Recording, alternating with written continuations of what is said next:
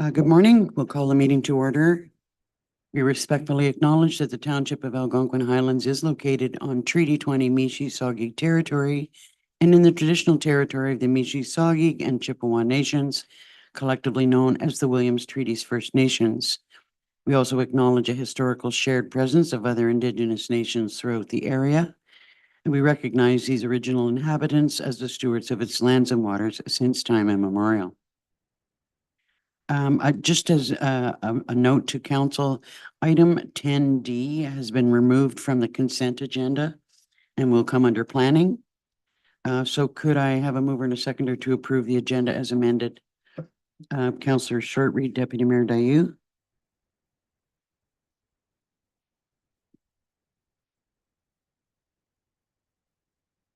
Moved by Councillor Shortreed, second by Deputy Mayor Dayu. Be it resolved that the August 15th, 2024 agenda be approved as amended. All in favor? That's carried. Is there any disclosure of pecuniary interest or general nature thereof? Deputy Mayor Dayu? Thank you. Yes, I have a conflict of interest on item 18E, short-term rental bylaw and license of occupation policy, because I own a lodge in. Thank you.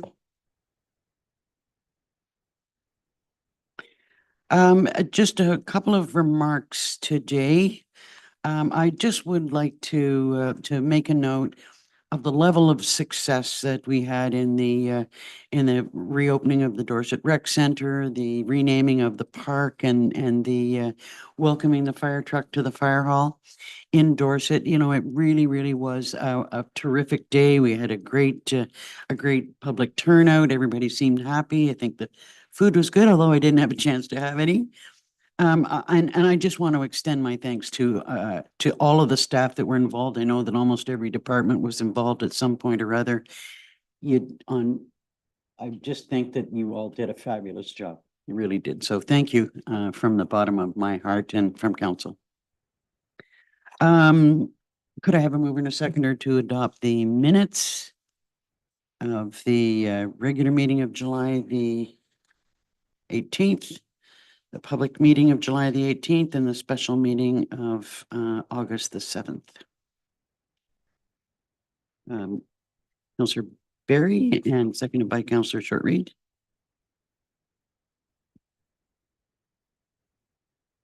Moved by Councillor Berry, seconded by Councillor Shortreed. Be it resolved that July 18th, 2024 regular and public meeting minutes and August 17th, 2024 special meeting minutes be approved as circulated. All in favor? That's carried. We have no public meetings today, no delegations.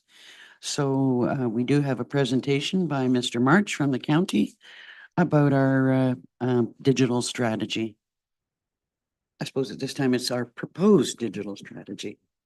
Good morning.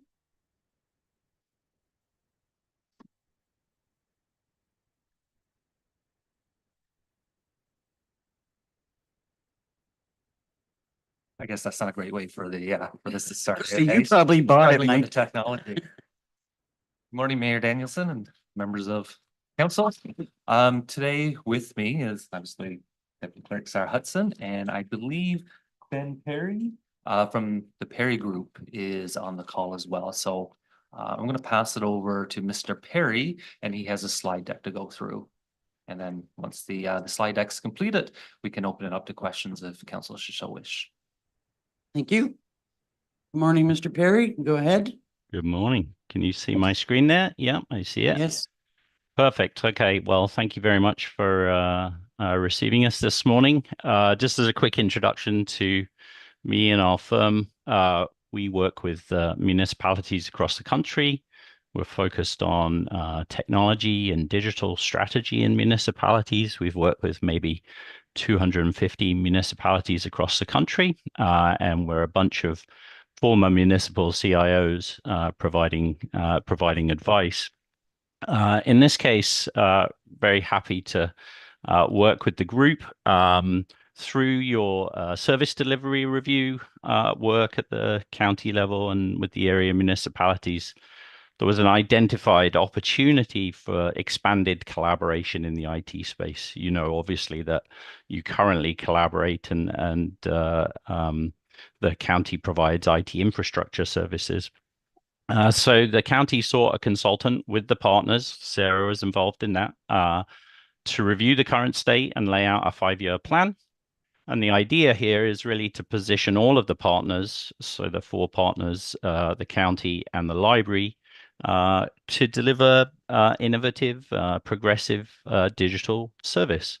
And throughout this project, we really commend the folks that participated. It was exceedingly collaborative and really enjoyable project for us to work on.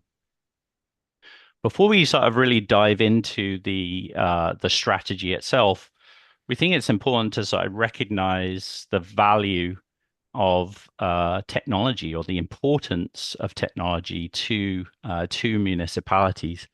We're obviously conducting this session remotely. I'm sort of beaming into you from Mississauga. And in the modern age, I think expectations have changed. A majority of people bank and shop and do business and connect online. In fact, 88% of Canadians bank online today. The Institute of Citizen-Centered Services does an annual survey of Canadians to hear about their preferences. And in their most recent survey, 76% of Canadians have interacted with governments online at this point. So, a very large majority.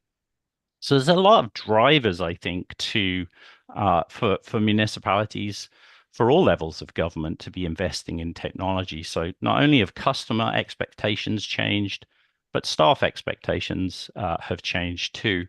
And the investments that we see in technology result in productivity enhancements and improve customer experiences, being able to access services in the middle of the night or from a distance away. And the data that we collect by using systems helps us drive insights into service delivery that allows us to improve those services.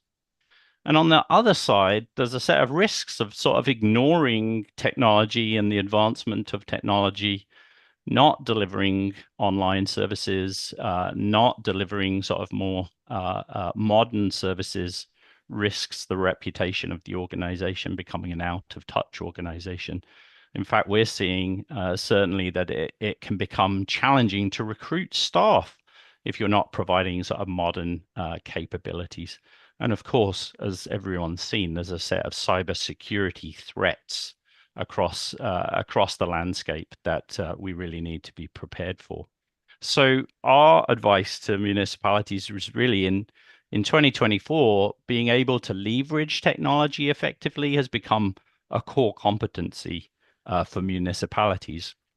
And it's not just about sort of delivering great service and those types of things. There's a cost imperative, I think, for municipalities to be aware of.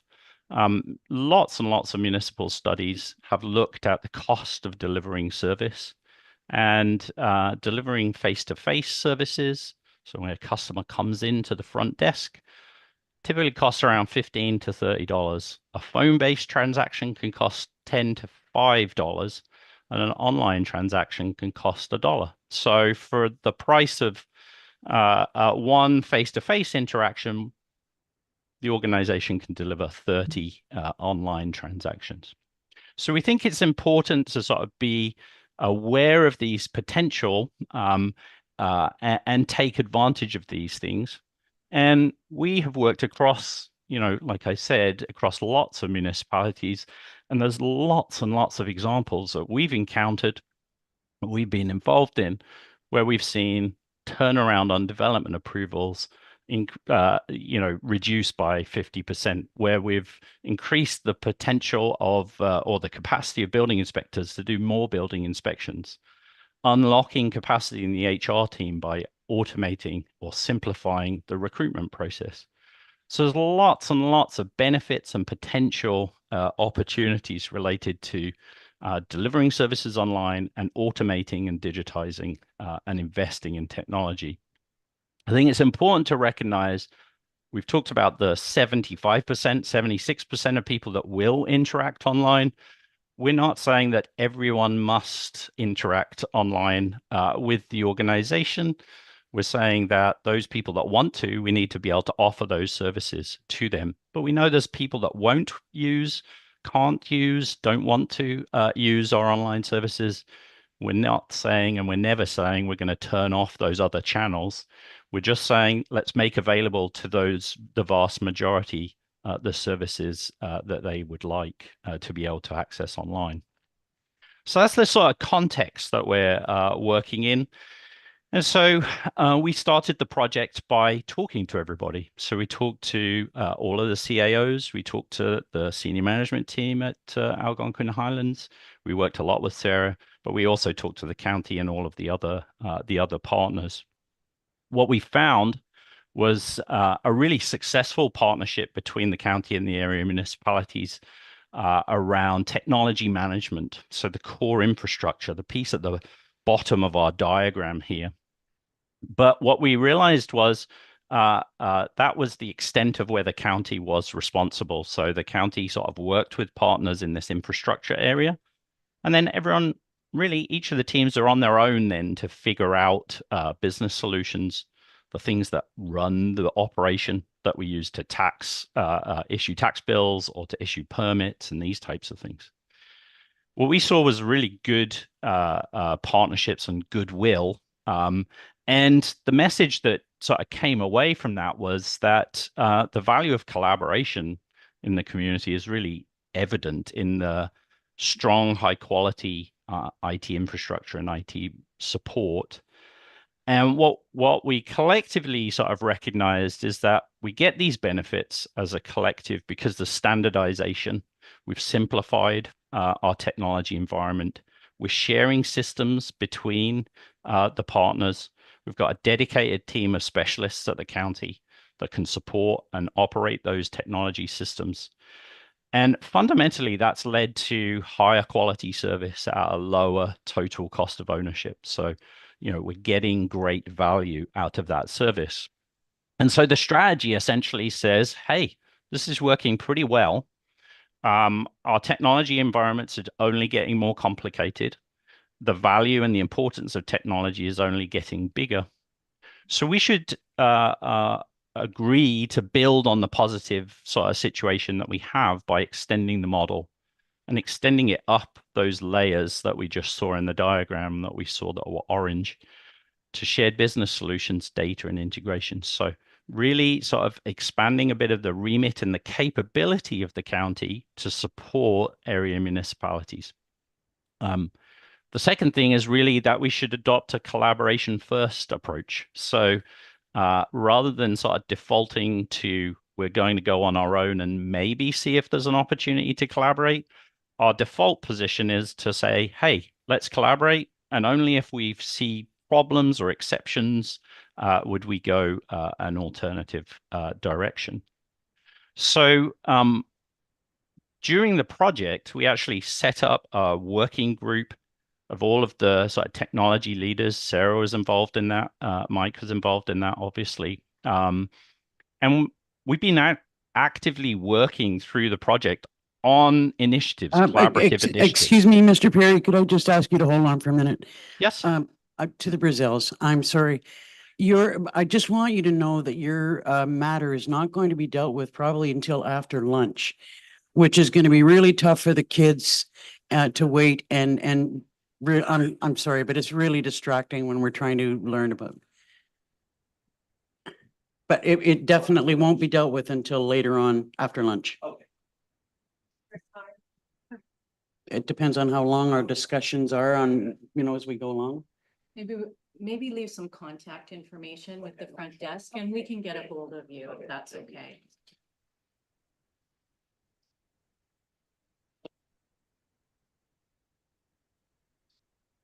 Sorry, but I'm sure everyone will be happier.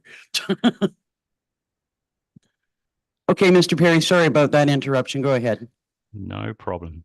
Okay, so the point I was just making was that the teams are already collaborating, and this is one of the things that I think has been really positive. We're working already on coming together and working on products that we already have all purchased, but we could work together more effectively on. And we're seeing potential cost savings from those projects.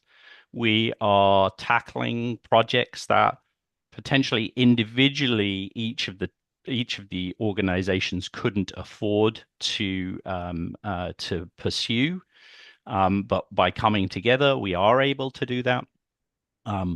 And we're avoiding sort of duplication. So we're buying fewer systems, we're buying shared systems to advance. So the point that I wanted to sort of note here is that this is not theoretical benefits that we could achieve if we work together. We're already starting to work together, have been working together, but are working together more closely, and we're already seeing the benefits being returned.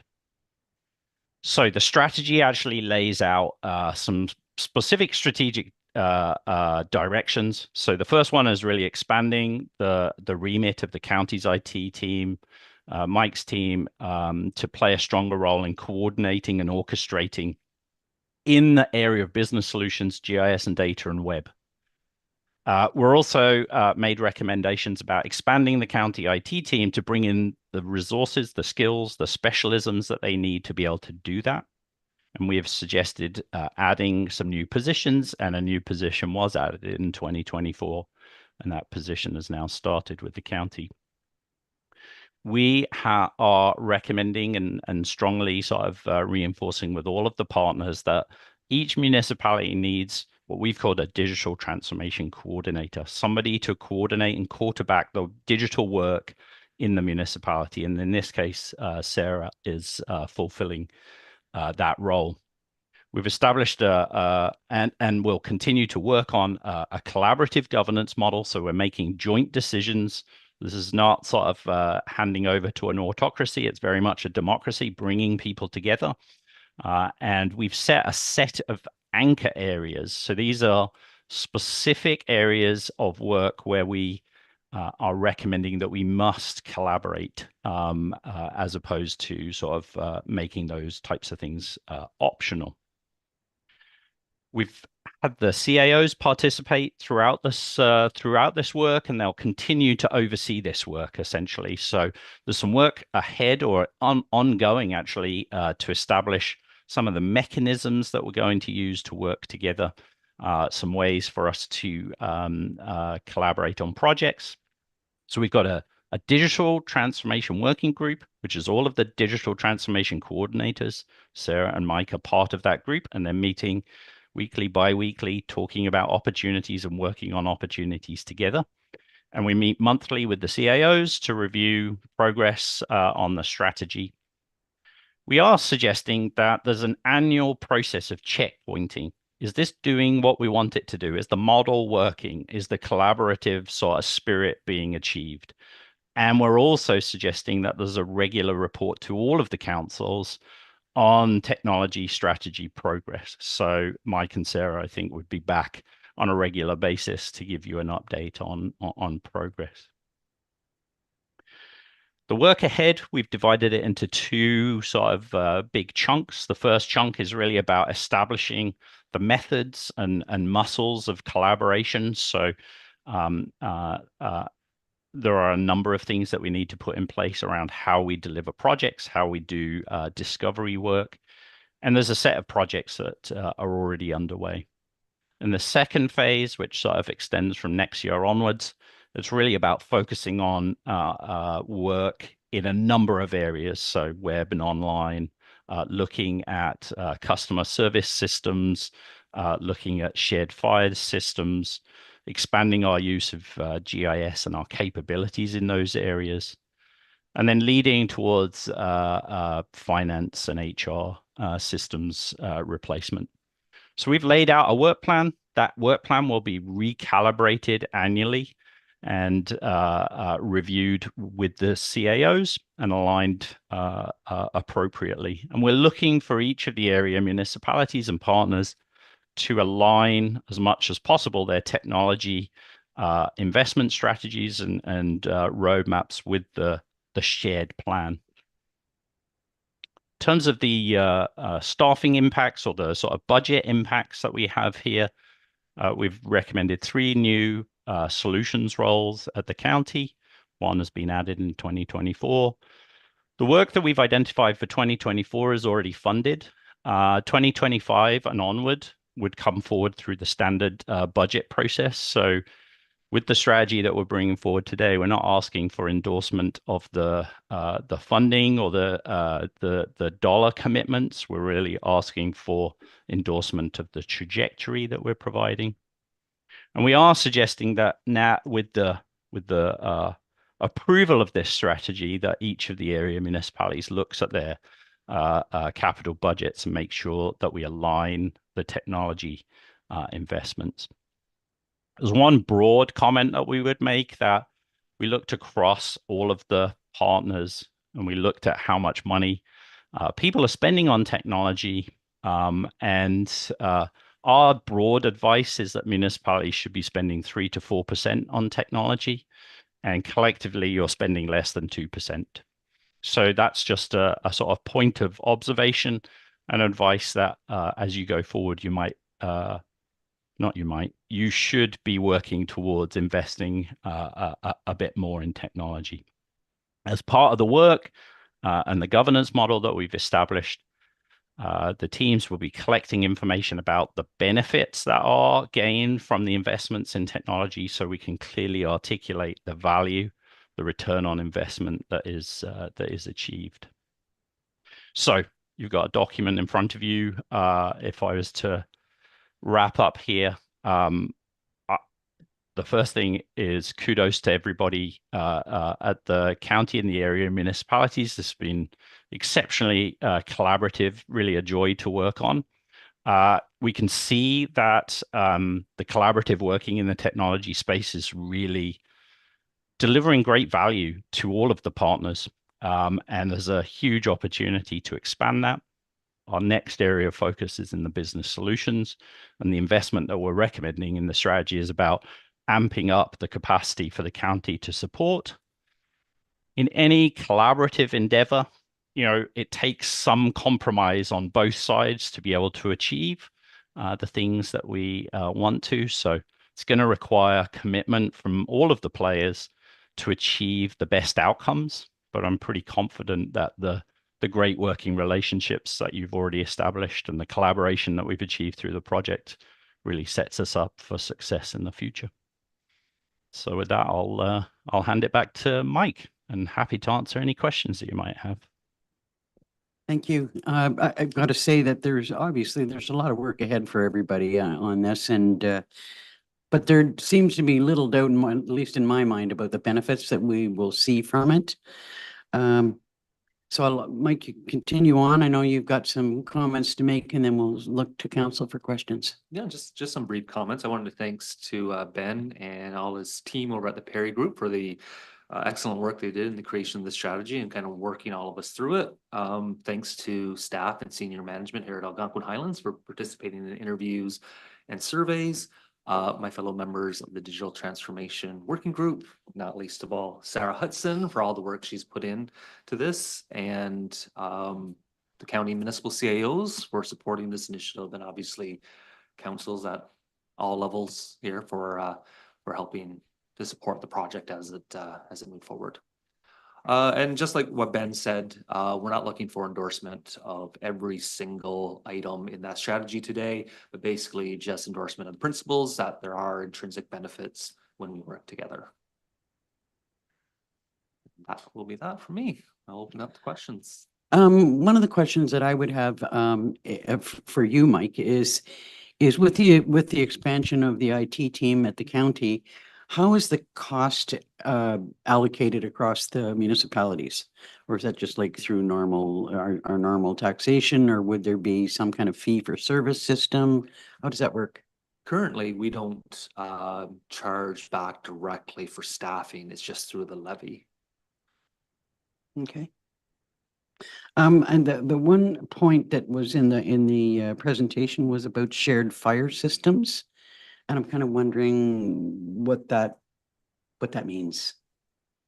Is that just within technology, or is there some thought that at some point in time, the fire departments, there'd be some amalgamation of fire? I don't, if I may, I don't think we went to that far, but it was basically just saying, so currently, I believe when this was done, 2 of the 4 fire departments were using the same records management system, and now the 3rd just picked up and using the same one. Maybe the 4th will at some point in time, but wherever that fire RMS project lands in the work plan, we'll work on it together and we'll review the options together and say, hey, maybe is there a better option than what you're currently using now? And if so, let's try to get all the municipalities kind of geared towards that one so that it's standardized across the board on a application that meets everyone's needs. So it was just from a technology standpoint. And there's also already some sharing, I guess, in terms of the fire radio systems, using the same brands, the same suppliers, even co-locating in some location, in some instances. Is there, just one more question about that, is there a downside if one of the municipalities decides not to participate and your folks have to work with different systems, or would they just be on their own? How would that work? In the plan, there are some, and Ben, feel free to jump in if need to. There are some scenarios that Ben and his team put into the digital strategy about, what happens if, let's say the digital transformation working group comes together, we're all looking at a common fire, like a fire RMS, and then one decides for whatever reason to go their own way. I guess there are some scenarios in there and how to deal with it. Yeah, ultimately it adds a bit more work to IT, but I guess really where the drawbacks come from is not having that shared system where all the fire captains and all the the chiefs and all the staff can kind of come together and say, hey, how are you using your RMS system? How are you using this RMS system? How are you doing? Look at these neat things that we're doing. Have you thought about doing these neat things over here? Ben, is there anything you would like to add to that? No, I think that's, I think there is an added overhead to managing more systems. And if you just take that, okay, if we describe it in fire and county IT is trying to help people move forward, if we have 4 different systems for fire, and then we have 4 different systems for permitting, and we have 4 different systems for planning, very quickly we're into many, many systems, and we just can't provide the sort of support that is necessary. So that's the that's the driver there. But then by sharing, we've seen that we can negotiate better contracts. We're a bigger buying unit, so we can reduce the costs, for instance, right? And so there are a number of benefits to coming together. So like Mike said, our preference is to come together.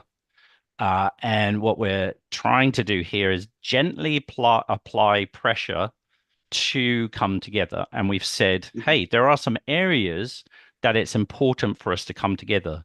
If you think that you can't come together, you have to provide a good justification to the CAOs. So listen, I am not in any way suggesting that we're not on board. Yeah. I'm just wondering what the challenges would be if one of the 4 municipalities wasn't. Right. Yeah. Sarah and then Angie. I do want to say that in those situations, I think that's the importance of the digital transformation coordinator. In many times we reference the whole process like a Plinko. So the project comes in and the digital transformation coordinators determine, is it more beneficial to come together, and that coordinator is representing that township. So meeting the needs of that township, can we all come together, meeting all of our needs to achieve the ultimate end goal of the project? Thanks. And just want to go to Angie first and then back to you. I was just wondering if maybe it would be helpful to describe to council just around if there is a project where one of the townships wants to move forward ahead of the other ones, or if the timing isn't quite the same for all of them, what the plan is to get everybody together, because that's going to happen. So maybe just some description of that would help. I can Go ahead, take Mike. a stab at that, and then Ben and Sarah can improve upon my answers. So we still want everything to come through the group, right? And then if it turns out Algonquin Highlands needs to go with a new system in 2025 for reason X, Y, or Z, and we look at it together, and yes, there's a legitimate reason you guys need to go ahead in 2025, and everyone else goes in is planning on going in 2026. If we can't, you know, shift that one way or the other, then the goal is to still come together and do all that work, that discovery work, and work together almost as if we were all going together in the same year, because all that work will still be beneficial Mhm. for when the other counties, or for when the county and other municipalities want to go ahead at some point in the future. Like Ben said, there's a potential we'll be missing out on that purchasing power by pooling everything together. But there's always, you know, but maybe we can build some things into RFPs about piggyback clauses. I don't know. So there are some workarounds for it. It's not ideal, but there are some workarounds for it. Well, it sounds like you've thought about as many eventualities as you can. Questions from council? Deputy Mayor Dayu? Thanks. No question, but two comments. I think just to speak to the final point, the Waste Wizard is such a good example of how a couple of municipalities got on board with an idea, and then the others came on later on as they realized the benefits of being part of the package. But all that upfront work did benefit all the participating municipalities. So that sounds really good. I think the strategy is frankly one of the easiest yeses to go with. If we don't start working strategically now, we will spend the next 10 years playing catch up on a very expensive, labor intensive catch up basis, and nobody wants that. I think this is great. Get out of the gate, and this is where, you know, this is the future. So better that we lead it. Yeah, I love it. Councillor Barry? Yeah, I think it's, you know, anything that can create efficiency and save money is fantastic. I think, and Ben said that we're not gonna be obsolete with non-digital technology. I was happy to hear that, because I know there are some people that, you know, still want to pay with cash or want to come in and see human interaction. So as long as that's worked in, I have full support. Any other questions or comments? I'm glad you raised that, because, you know, it's interesting to see the difference in cost between face-to-face, telephone, and digital. And the thought that you can literally in the middle of the night look after some kind of business that you wouldn't normally be able to do. But that you've made sure that there was that eventualities for those folks who really do want face-to-face. They want to be able to walk into their municipal office and see somebody. That's still under consideration is really good. Any other comments or questions? Could I have a mover and a seconder then to receive the presentation and endorse the strategy and principle? Councillor Barry, Deputy Mayor Dayu.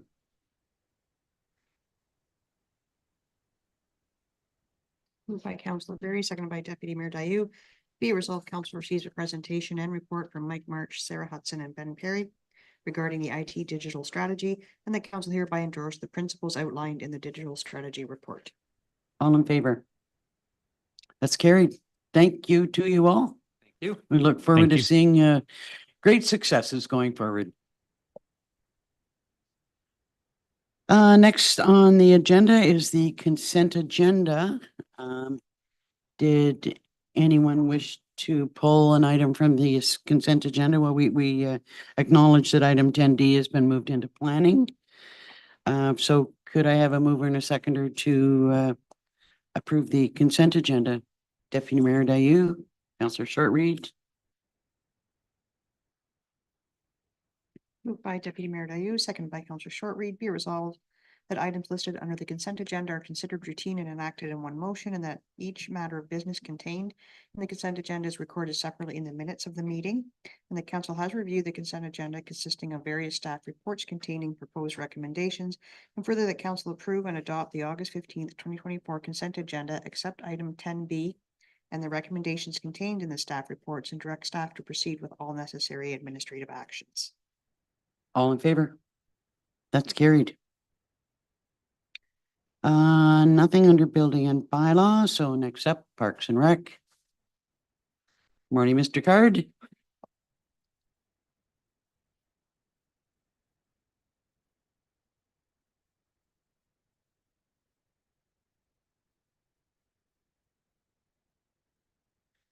First up is the Russell Landing Rehab Project. Yes, thank you. So, council will, recall at the last meeting, we did review the results of the community questionnaire that went out, for this project, along with, some potential outcomes of, both staff, observations and thoughts combined with community questionnaire, input. From that, council wanted to further explore some of those options and the costing associated with them. So, the project manager, as well as myself, has been working with Tulloch, our consultant, on the review of the site, along with all of those options to get some costing estimates associated with them. And what I've got for you today is both that entire review with the various costing options associated with it, but also an overview of what our recommendation would be to go ahead with as a baseline project, as well as some other options on top of that. So there's several components associated with the project that I would refer to as the baseline components. There's the from the review, there's the timber retaining wall, which requires a complete replacement. There's the timber crib dock, which is the structure that attaches to the dock that goes out to the docking system. That requires some removal and replacement for some rotting members. There's the stone retaining wall that is between the two that creates the spit of land there, and that requires some repairs. Relatively in good shape, however, just requires some stone work. And then with each one of those retaining walls, there's safety barrier considerations, which are railings. There is some railings already currently existing along the stone retaining wall, and then there's areas that don't have any railings. The existing railing on the stone retaining wall doesn't meet current code requirements for a railing. And then the other portions that don't have any railings are something that are identified as something that does need to be put in as part of this project. So the baseline would be the replacement and repair of each of those things. The add-on would be railings, or what we refer to in Tulloch's report as pedestrian guards, as well as a gateway that would be associated with a loading and unloading area. And what we can also look at on top of that, which I'm recommending as a provisional item so we can see what the costing comes in as, is some sort of access for varying water levels off of the retaining wall. Initially, we were considering some stairs as an option. We may end up with a design as we go through that process that's more in line with like a sloping shoreline. We'll have to work through that following this direction. And then the final thing would be that council did want to look at whether or not it was even a potential possibility to put a gazebo back out on the timber crib retaining wall structure based on what kind of shape that's in. We have determined that it is possible after that work's done on that. So looking for feedback from council on whether or not we want to consider putting together a design and including that. That is outside of the scope of the budget that we have.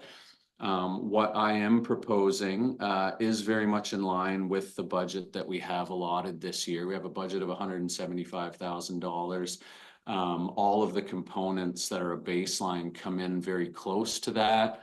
Adding the stair or multi-level water consideration puts the estimate at just about 10,000 over, which is why I recommend putting that as a provisional item. Again, these are estimates. We'll know for sure what the cost is after we finish the design and go through the tender process. And that's my overview. Okay, thank you. I've got some thoughts myself about what we should or shouldn't add, but we'll look to comments from council about what they think we should go ahead with. Councillor Shortreed. I'm fine as the gazebo after doing some research. At one time, Coagama was 90% water access, and the gazebo was put up at that time for people to wait for the boats to go back and forth shuffling stuff and people to their properties. Do you know who built the gazebo? No, Okay, It was- go ahead. built in the fifties, I'm gonna say. It was built way before the South Shore section of Quagga Lake was built. So therefore Quagga was 90% water access. Once Quagga, the South Shore Road was put in, there hasn't been much need for that gazebo, so I can't see the point of putting the extra funds into that. What about the other items? So I'm fine with that. Pardon me? With the stairs, the railings, the gateway? Okay, Yes, ma'am. other comments or thoughts? Counselor Barry? I support both of the recommendations for the stairs and the crib wall. My question is, where would the extra $10,000 come from? The difference.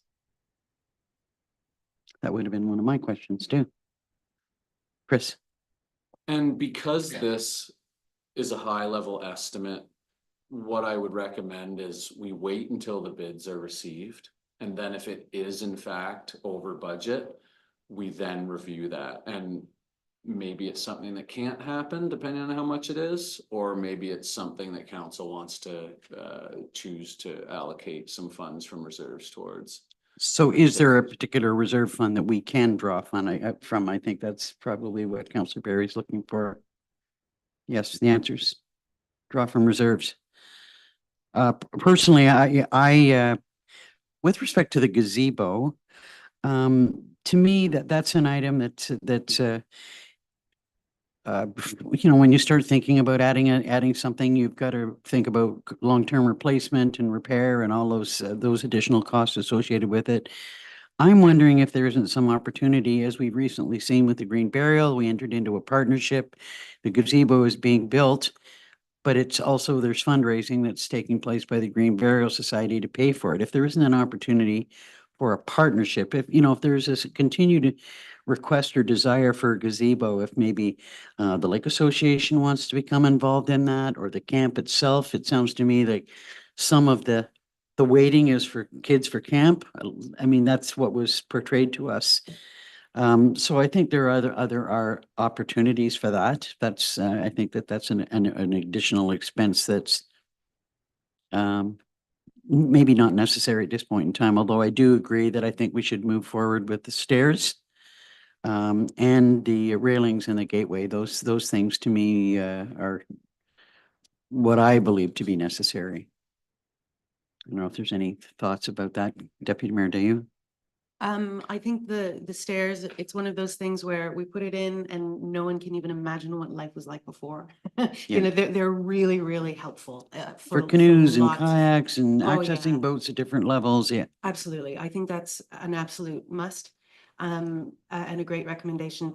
The timber crib retaining wall, I'm not, it's not a hill I'm gonna die on, but it's not one of those things that I feel perfectly comfortable replacing with concrete at this stage. The cost aside, the environment is changing. We've got climate change, needs are changing. And if we're locking ourselves into a structure that's going to be there for 75 years, it could be that in 35 years, life on the lake is going to be a little bit different, and maybe a replacement of timber would look a little bit different in 30 years. So I probably vote to keep a timber retaining wall, but it's not my help.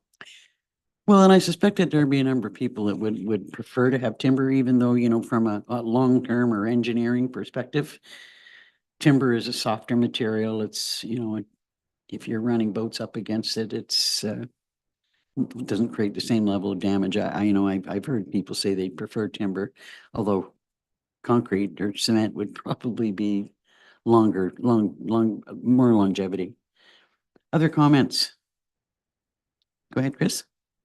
On the couple of notes with going with concrete for the retaining wall is yes, the main reason I'm recommending that is the longevity of that. So for A little less than half the cost. You're getting more than twice the lifespan. You are moving into that 75-year lifespan. Now, I did consider the idea of boats running up against the concrete, and what I would want to do is still add a bumper along there. Similar to what we learned with the Hardwood Landing project, which is working out fantastically, the bumper we put there. So we'd add a face on it with a bumper that would be similar to what you have as a bumper along the edge of docks. I'm assuming that there would be an opportunity in an RFP to add both as options, to ask for prices on both. Absolutely, you could, and we could do that for sure. One other consideration I think that's worth mentioning, if I may, is that the consultant indicated that concrete would be needed if we ever wanted to pave the whole parking lot. So thinking about long-term plans and whether or not, as we move into a parking master plan, if we want to enhance the surfacing there into some paving, we'd require that concrete, so it would limit that decision. But absolutely, we could include in the request for tender both options. It would add some design costs because then both designs would have to be put together. But it's possible. Thoughts from council?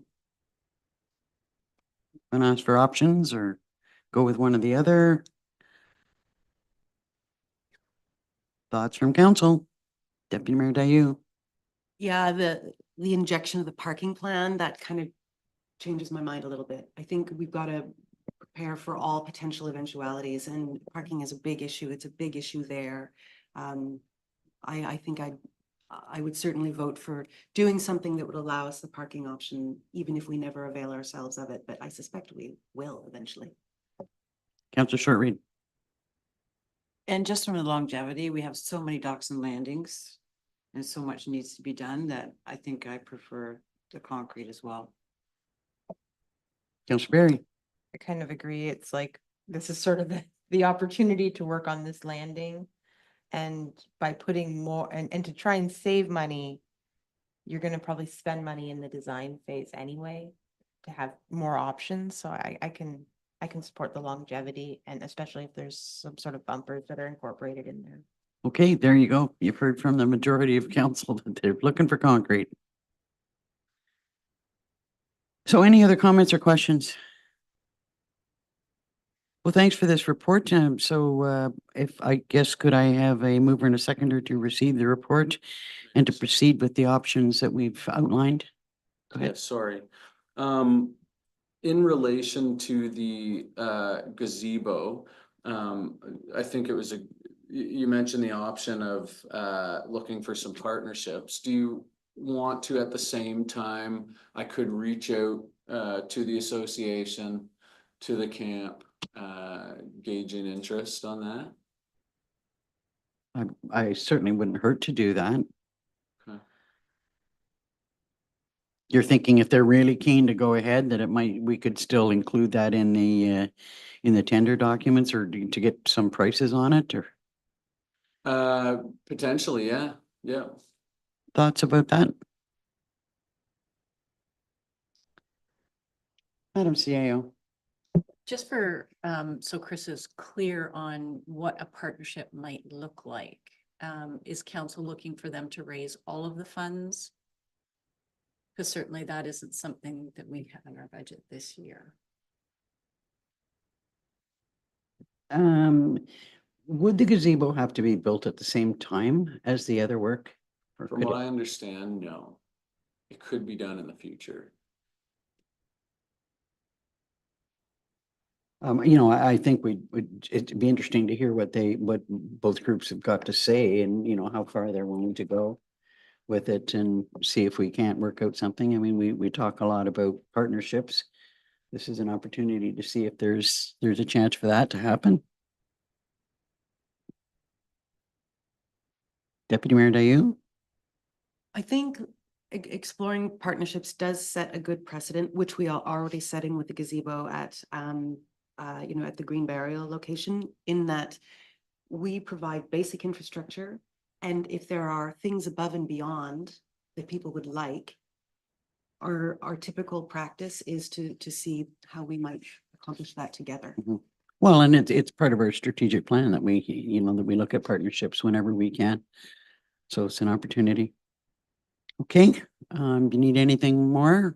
No, that's great. Thank you. Mover and a seconder to proceed with the RFP process. Councillor Richards, Councillor Shortreed.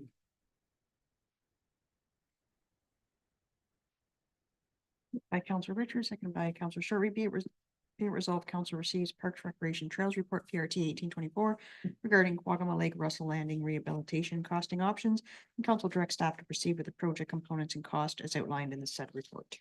All in favor? That's carried. Next is your monthly activity report.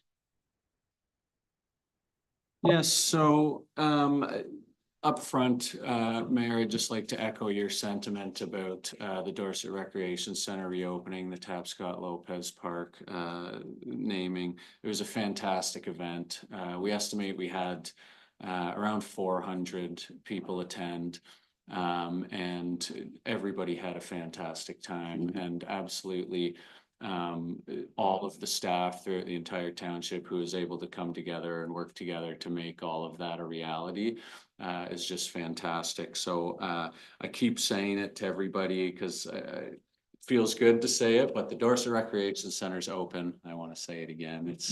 It's open 7 days a week, and we've been really happy to welcome everybody back, and everybody has had some really great feedback about the newly renovated space, and it's really just been smiles all around.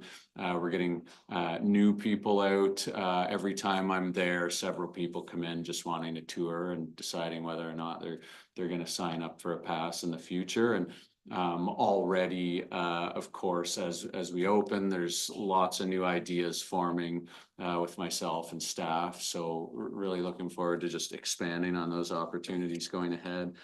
Outside of that, it's really, project management and regular operations for this time of year, which is peak season.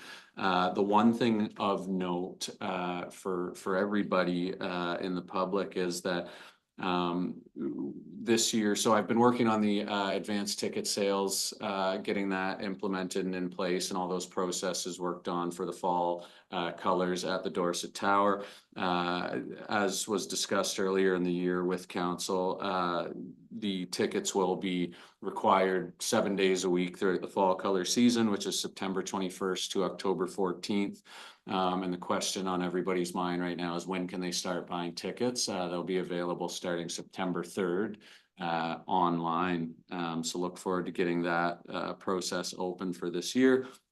And also we have implemented, as was approved at last council meeting, the cashless process at the Gatehouse, which has been going without a hitch.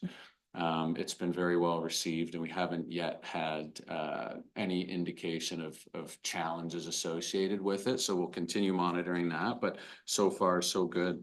Outside of that, we have been working with our communications coordinator, really at the lead, which has been fantastic. Now that the rec center's open, getting photos of that on our website. So just working to update all of the information on the township website with image streams of rental spaces and all the interiors of all of our buildings, with the goal of just increasing awareness of them, and letting everybody know again that they're available for use, they're available for rent. And we hope to continue building on that. Outside of that, just open any questions. Any questions? Go ahead, Angie. Not a question. I just wanted to, just to add to what Chris has said, the Lions Park across the road in Dorset, the lighting project was completed just this week. So we had to have an opportunity to have a look at those as well. They look great. Questions or comments on the activity report?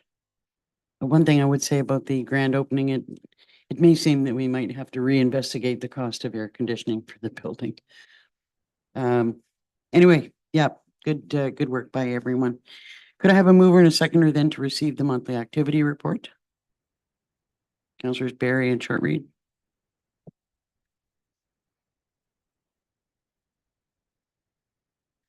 Moved by Council Barry, second by Council Short Read, be resolved, Council receives Parks Recreation Trails Report PRT 1924 regarding monthly activities for the month of July for information. All in favor? That's carried. The next on the agenda is a correspondence from Lake of Bays about installing electric or EV charging stations at the Lions Park. I'm not sure, have you had an opportunity to have any further discussion with them? Some of the questions that came up was where are they planning on putting them in the park, because the correspondence really didn't show anything but the park as opposed to actual locations, and you know, there's some questions associated with how this would impact our shared services on the long term.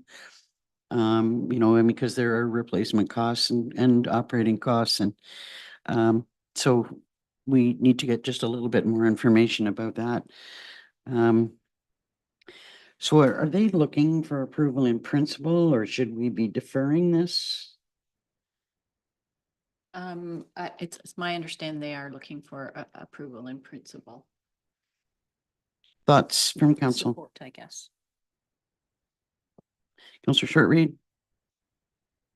I'm in full support. Obviously, it's going to be something we need more and more of, but yes, shared services, where they want to put it, how they're going to power it from where, so on and so forth. Those are big questions that need to be answered, but I am in support of it for sure. So approval in principle, subject to clarification on those items. Shared services, yep, where, power. Okay. Could I have a mover and a seconder then to reflect that? Councillor, or Deputy Mayor Dayu. Councillor Barry, thank you.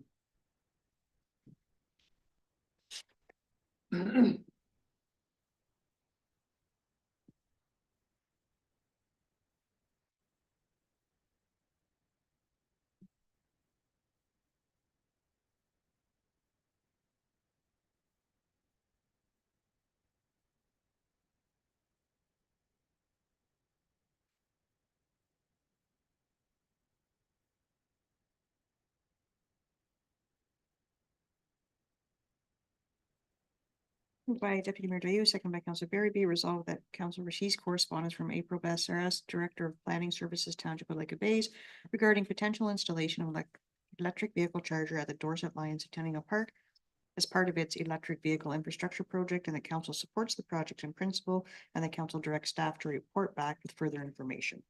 All in favor? That's carried. Next on the agenda is the resignation of Trish Hewitt from the Rec Committee. So I guess we would have to receive that resignation and offer a letter of thanks to Ms. Hewitt for her participation and the help she's given us. We have since then received another resignation from the committee, and I have some questions about at least one other member of the committee that's not really being actively involved in the committee. I really think that we've reached a point where we may need to have a general discussion about committees, their function, the challenges that are being associated with them. So, you know, I guess we'd look to add a general discussion on committees and how we see we might go forward, particularly with the rec committee. Any thoughts or comments? Go ahead. I just want to add that the resignation that we received just this week will come to the next. You know, agenda. I realize that, but I just wanted to, as part of our, we need to have a discussion about how we're going to move forward, you know, with the committee and see if there's any kind of general discussion we need about other committees. So we'll leave it at that for our next meeting. So could I have a mover and a seconder to receive Ms. Hewitt's resignation? Councillor Short Read and Richards.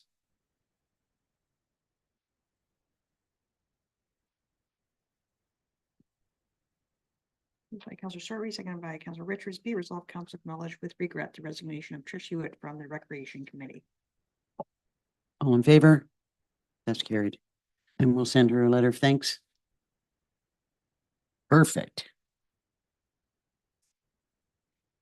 Thank you, sir. Thank you very much.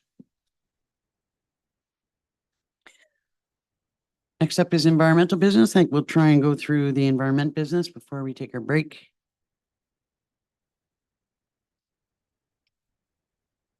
Good morning, Melissa. Good morning, Mayor and Council.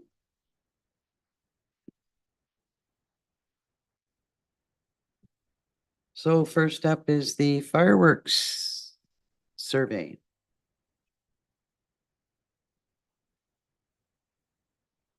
I think just looking for comment from council regarding that survey. Okay, comments from council. Counselor Shortreed. I'm just curious, just because the demographics in age are all skewed to pretty much over 55, did it go to all the lake associations? Or was it just social media? Unfortunately, I don't have the answer to that question. Do you know, Angie? I don't think it went directly to the lake associations. It was posted on social media and on Bang the Table. We'd have to ask our communications coordinator that. I'm not honestly sure. My initial reaction to, there being on or about 500 responses, you kind of a good representation of both permanent and seasonal residents was, well, this is, to me, seemed like not a bad response to a survey. And I know that you've made the point, like how is that really indicative of the feelings of all of our residents, given the fact that we've got as many as 8,000 taxpayers? Is this a good representation of what they think? And I, I really am, I don't know enough about surveys to say whether it's a good representation or not. But given that we put the survey out, I want to hear what people think about the results and what direction we may or may not take. And I think you might have a comment you'd like to make. I've sent the communications coordinator an email wondering if maybe he might come and join us. Good idea.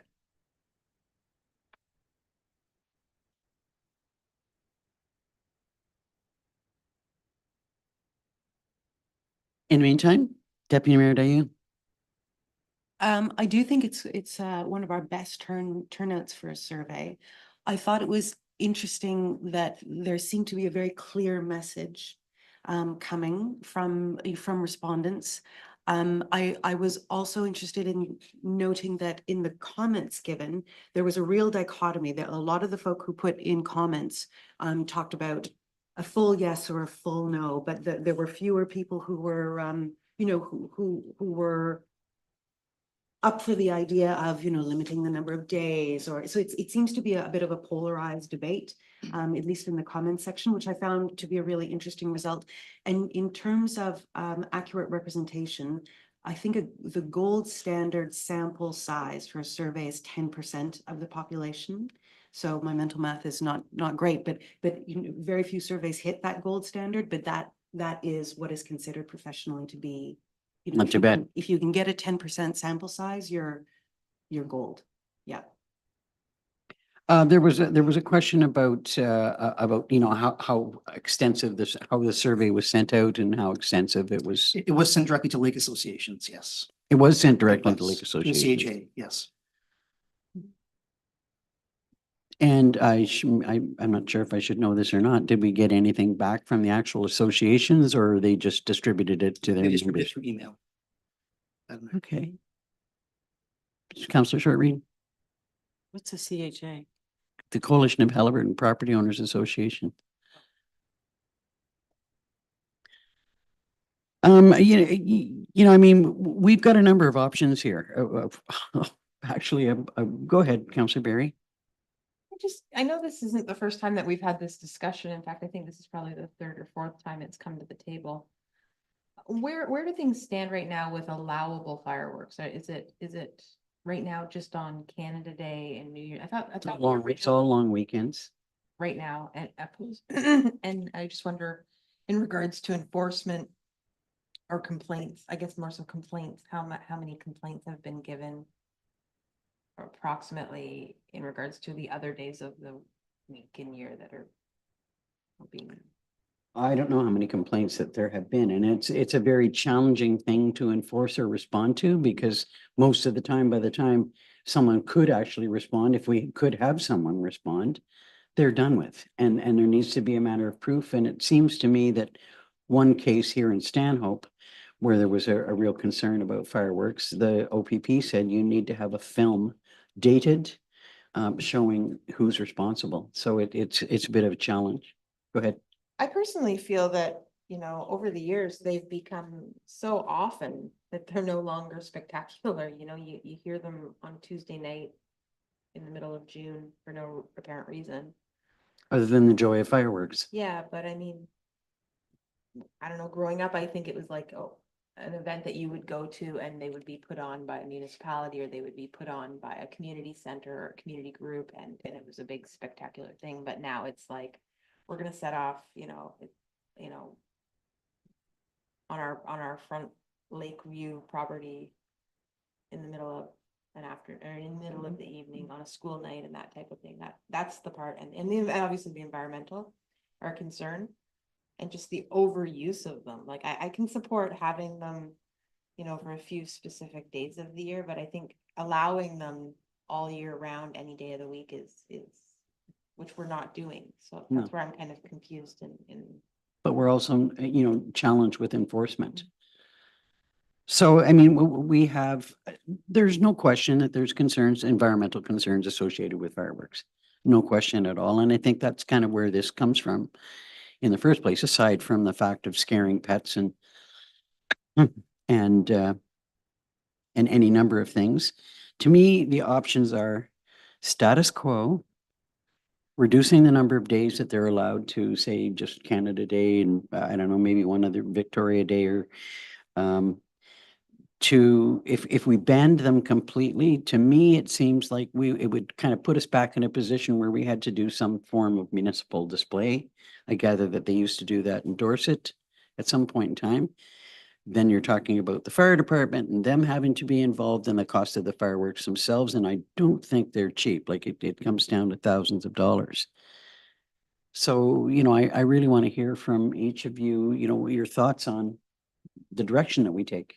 Go I ahead, just Angie. want to clarify the Dorset fireworks that used to be held. Those were put on by the association.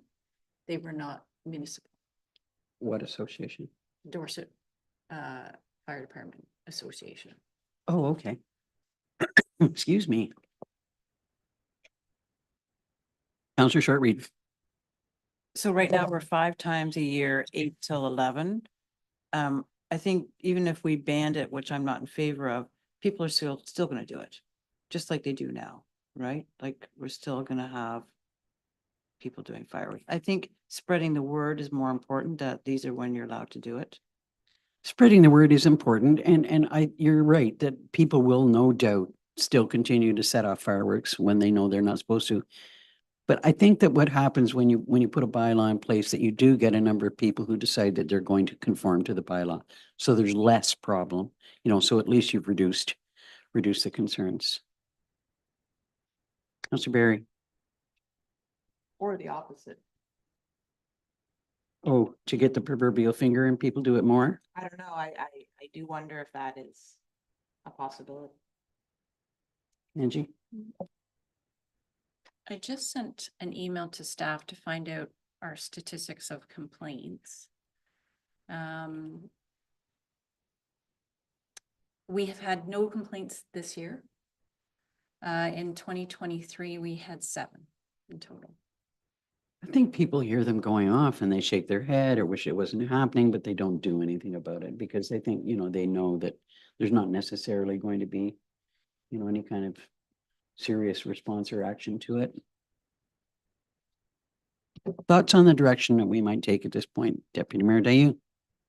There's clearly an appetite for a change, for either restriction or a full ban. That does speak loud and clear from the survey results. I think that the first and most minimal change would be banning on Victoria Day weekend, which is migratory and nesting bird season, and when the most damage can be done to those species. Environmentally, that is the worst time you could consider putting on a fireworks display. So I realize traditionally that's when we see fireworks, but if environment is the concern, which for me it is, then that would be the minimum change, would be to reduce that day. There did seem to be quite a response to keeping Canada Day. So option number 2 for me would be to reduce all days except for Canada Day, and certainly not committing to providing municipal show. I think that would still be on the back of private individuals or associations. I can't, and I don't think anyone is saying, I can't support putting tens of thousands of dollars into, of tax money into. into a So show. are you suggesting then that if a lake association wanted to put on a display, that there would be a way for them to apply to do that? And I think that's one possibility, or you keep it open to everyone to have their own private fireworks for Canada Day, but it is limited to Canada Day that fireworks are allowed. okay, so that's the only day. That would be the only day. And the survey results do back up that possibility. The next highest interest is New Year's Eve. I'm not sure I've ever heard fireworks going off at New Year's Eve at Oxton Lake. That's more, to me, that's more of an urban That's thing. more of an urban phenomenon. So I think that's where my vote would go, is that we keep Canada Day open and we restrict the others completely. And then I don't have enough information, sadly, about silent fireworks to know whether that is a reasonable request, that fireworks might be silent. I don't know. I know it exists. I don't know if that's something that is attainable. If they're so incredibly expensive, or I just don't have enough background information on that. So that would be my recommendation, Canada Day. Silent fireworks. I mean, I didn't realize that there was such a thing, but I also wonder, is there still an environmental? I mean, if you're, okay, thoughts from other members of council? We need to make some form of decision on the direction we're going to take here. Councilor Barry, I can support that. What? solely Canada Day. Councilor Shortreed. I'd rather see Canada Day and the civic holiday, the August 1st. Those two seem to be the most popular. So 2 days that it's allowed. Councilor Short, or Deputy Mayor Day, sorry. The civic holiday is the second smallest return on the survey. So I would say it's not the most popular. It's. But if we're Canada. taking away Victoria, oh, sorry, We're taking away more than Victoria Day. No, I mean, that's a popular one, so at least giving people 2 options. Councilor Richards. I have a few things. I spent my teenage years as a market research analyst conducting surveys. One of them was the Quebec referendum. I don't see 10% as being anywhere near a gold standard on return. I don't feel that we have adequately reached our resident base in this survey whatsoever. I think we need more data from our population. I think this is an extremely polarized subject. While I do agree that the environment is the biggest concern here, I truly do believe that. Me personally, I no longer light off fireworks as a result of my belief in that. I think this is an ongoing social discussion that I think will eventually change socially. At this point in time, I just see it as far too polarizing for us. I would like to see a reduction in the days that it's allowed. I don't see civic holiday as being one of those days where it should be allowed, nor Labor Day. Canada Day obviously is a very traditional day for it. Victoria Day is too. Although I do see the value in not Migratory. interrupting the migratory bird Yeah. season. I also, at the same time, haven't gotten enough evidence to tell me that that is a thing of migratory birds and that fireworks affect their patterns on Victoria Day. We've been lighting off fireworks on Victoria Day for over 100 years. It doesn't mean that it's been a good thing to do. No, it doesn't mean that. I'm not an expert on that. I'm just trying to think back to a presentation that was made or a request that was made to county council, and if there wasn't a link to information about the damage to migratory birds. Go ahead. Yeah, it's migratory and nesting. And I think it's the nesting piece that is more, it's not about, oh, there's a flock of geese going ahead, we're gonna send them off course. No, it's about, this is a settling and nesting time Mhm. for birds. And there is evidence out there, yes. Councillor Richards, if you think that we have not received enough information, or we're not further ahead, enough ahead to make a decision, what do you suggest that we do? I'd like to see it extended beyond the summer season. A lot of people don't pay attention to things, particularly like this in the summer. So I'd like to see it extended a little bit longer if we are going to make a decision based on survey results at all. Because ultimately, I think it's up to the 5 of us in this room to make this decision. That being said, you know, it's a very polarized topic. I've seen online debates about this for years. There's enforcement issues for sure, but I do agree with the suggestion that most people will adhere to our bylaws and not cause a problem. But I think further education is first and foremost, including to myself, but to the rest of the community on why we're having this discussion at all. And I would like to hear from more people on it. I'd like to actually hear more about the effects during the migratory bird season or nesting, that's specifically talking about fireworks and their impact. I don't like them being set off around lakes and chemicals going into our lakes. I think that's an issue. So at the very least, I could see bringing it down to Canada Day alone. That would be the farthest I would take it at this point in time. Not a total ban. Yeah, I'm not sure you're hearing anybody saying a full ban at this point in time. Councillor Berry? You know, I think we have reduced the amount up to this point with limiting the numbers that it's allowable. And I do think there has been a small decrease in some of it. I wonder if before we further reduce the restrictions, there could be, maybe this is something the Environment Committee could do, but have a little bit of a public education campaign of the impacts of fireworks. And, you know, maybe the safety use and the concerns with fires and the risks of, you know, post-traumatic stress, pets, that type of thing. Just so it's not it's not the township and you know, trying to restrict it as much as trying to, you know, have a more holistic community. Well, we've talked about our commitment to the environment. You know, and we know that there are environmental impacts. Maybe we do need to have a little bit more information on that. And, you know, I think that probably both the Environment and Stewardship Committee and hopefully our environment coordinator can get us a little bit more information on that. The thing that worries me more than anything, as much as a pollution of the lakes is fire.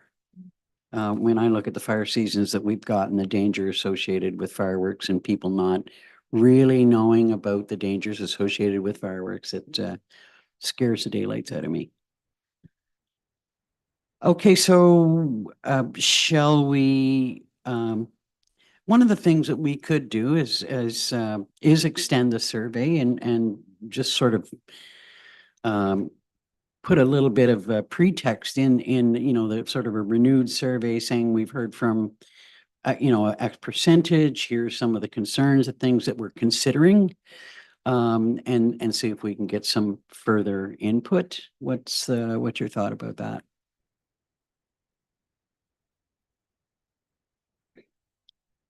Okay, Councillor Barry, then Councillor Shortreed.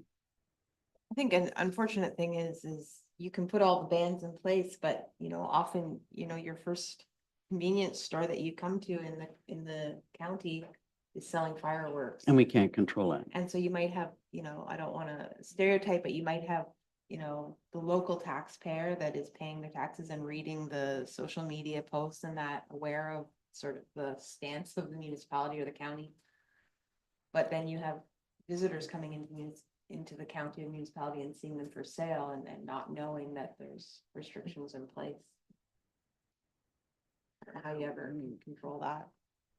Well, other than, you know, if and when we make changes, advising, you know, whoever we know might be selling fireworks in the municipalities, but all we can do, but we can't stop that from happening.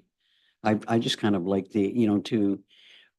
if we're going to continue with the survey, as you're suggesting, that they realize what those options are, that, you know, we could just ban Victoria Day. We could ban everything but Canada Day. We could ban things completely or not do anything at all, which I suspect people will say they don't like that. I'm thinking though, just to Councillor Barry's point, council sees on the agenda an amendment to this short-term rental policy and bylaw. I'm wondering if council decided to ban or restrict, there could be a requirement in the bylaw to ensure that short-term rental owners advise That there are regulations. Yeah, that's actually an excellent idea. if I may. Go ahead. The other is, if we're going to put the survey back out, could council request the Environment Committee to put together information on the environmental impacts that would come through the committee to council? Just so council has that information. Yep, I think that's a good idea. Deputy Mayor Dayo. Environment Halliburton made a thorough presentation on the subject of county. I thought they also came to Algonquin Highlands to do a delegation. If I'm mistaken, it might, then I would suggest, as that information is already there and it has been researched thoroughly, that goes straight to the horse's mouth, so to speak. Yeah, there were definite links provided at the county level about that, because they were looking for a total countywide ban. So that gives you some idea, Chad, of what we're looking for? And through you, Madam Mayor, how long would you like this survey extended for? How long do you want it to remain open? It's no problem to reopen it, but how long do you want it to remain active? Council? Maybe Thanksgiving. Not Thanksgiving. That's gonna capture seasonal and full-time residents. I honestly wonder if we're just delaying our decision. That's personal. Well, I mean, we're responding to a comment by a member of council that doesn't believe that it's gone far enough, and that may be true. You know, it's Councillor Richards and Deputy Mayor Dayu. I don't see Thanksgiving as being enough. People are busy from Victoria Day to Thanksgiving, and they're not paying attention to a lot of things.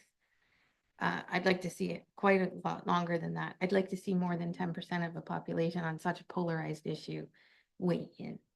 But if we don't get 10%. What I think is we're not hearing from a lot of people at all.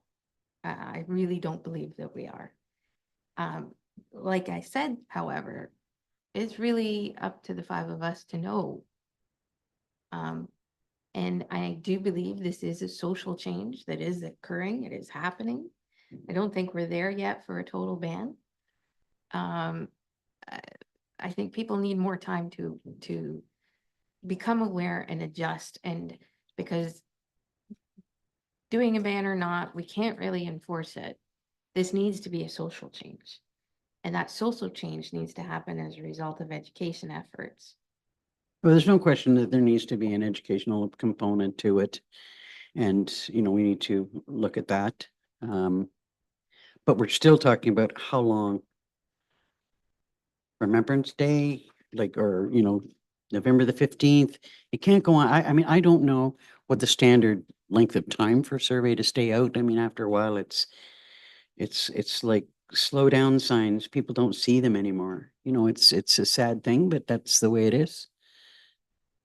And piggybacked onto that is the means of extended outreach. If we've already gone out to, on social media, and we've already gone out to the lake associations, what would be the next step to get even more people? We speak about residential, or sorry, seasonal versus full-time residents.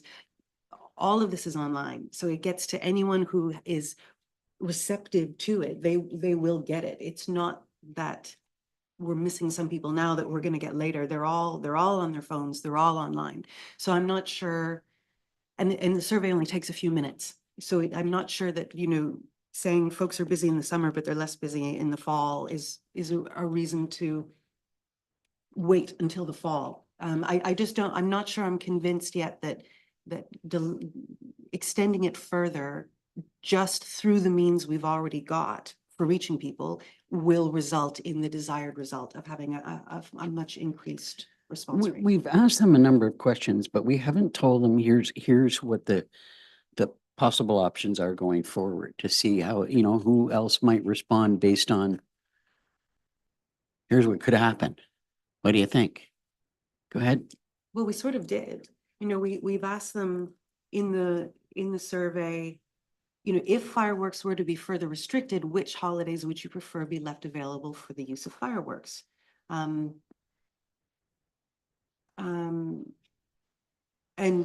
certainly in the comments section, do you have any other comments or concerns about current or future fireworks regulation? Like, that's an opportunity for people to make some recommendations on how they could see those restrictions parsed out. And we've got But maybe they're not thinking about the options that we're thinking about.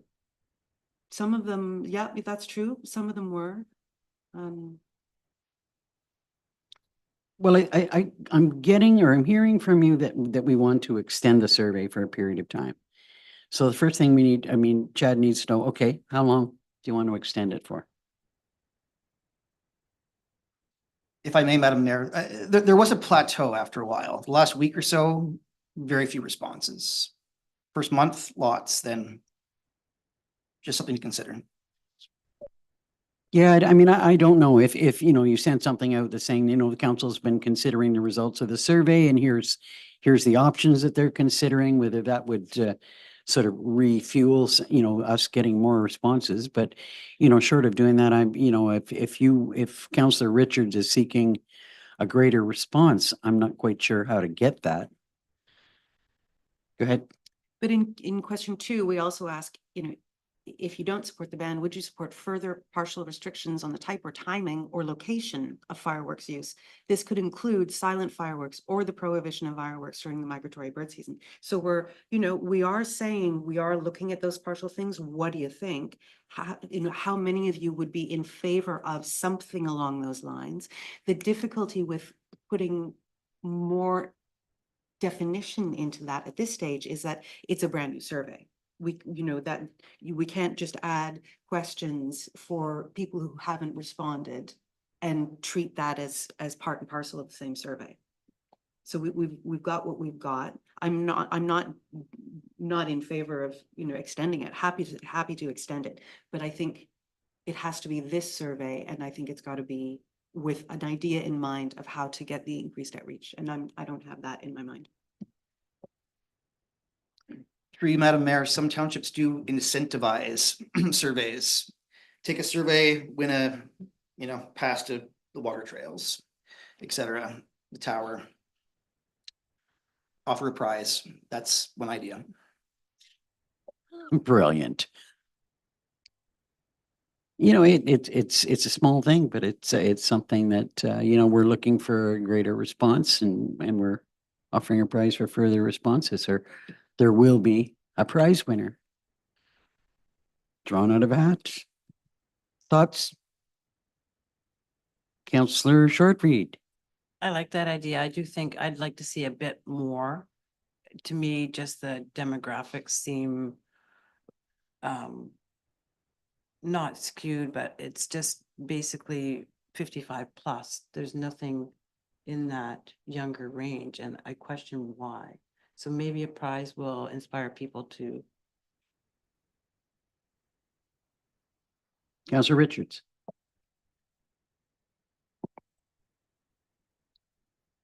I remember when we did that Quebec referendum and the results of it. And I remember we made the decision not to proceed with separation because the results were so close and the topic was too polarized. I see the results of this survey as being too close, not sufficiently polarized, or too sufficiently polarized to make any decision. Very little out of that is saying they're even willing to compromise on either side. They're saying, we're not really interested in you doing some further restrictions. We want a total ban. There's no results from this survey kind of going towards that middle ground. And I think that's what I'm hearing from council is what we want to do, because I don't hear that we're prepared to go with a total ban today.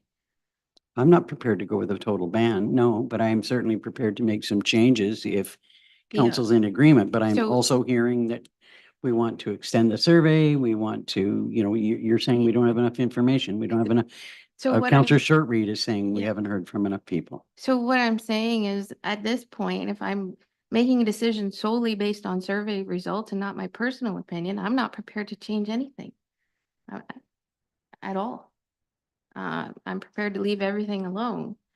If we're just going to talk about extending the survey to get more information because we want this decision to be based on survey results, then I think we need to move it into like the new year, January, February, something like that, to capture those results. And I think an incentive towards it is a great idea to do that. If we're going to make our decision based on survey results, if we're going to make it based on our personal decisions, then I think that's a totally different thing. But I don't think we're making it based on personal decisions. I mean, we all have our own personal thoughts about it. But we're looking at the responses that we got. We know that there are certain risks associated with it. We know that there are a lot of people that are bothered by it, even though there isn't a lot of complaints associated with it. They know nobody's going to respond. I don't know about going into the new year. Like to me, that's I'm sorry, that's way too long. And we take us beyond projects and priorities. Because no matter what we do, there's work associated with it one way or the other, and or costs, depending on what we decide. So I'm not for going beyond the end of the year. Councillor Barry had her hand up, and then Deputy Mayor Dayu. I don't know. I think aside from the number of people that responded and the charts, I think when you go through, I think there's 40 pages or something of comments, I think you're going to still receive those same comments that, I think probably the middle ground is to start off with further restricting. We've kind of already further restricted. Now we go one step further and limit it. If now it's 5 days, maybe it's 2 days. As sort of the next logical spot. You're just saying make a decision at this point in time and go forward. Councillor Dayu. Maybe we should have had coffee before we had this discussion. I'm fine with extending it. I really am. I think if that makes people feel more comfortable with making a decision, then that's absolutely a great option to take. Okay, so how long? But before I say that, I think there is clearly a call for a change. 65% of respondents support a complete ban. And of the people who don't support a complete ban, 35% support partial changes. That is not too close to call. That is a strong support of a change in Algonquin Highlands based on the survey results we've got. From those people who responded, yes. No, I don't question that at all. But the argument is being made, we haven't heard from enough people, that it's not enough. I suspect that if we extended it and we got another 500 people responding, that the results would probably be much the same as what we've already got. But to the question about extending it for how long? Thanksgiving.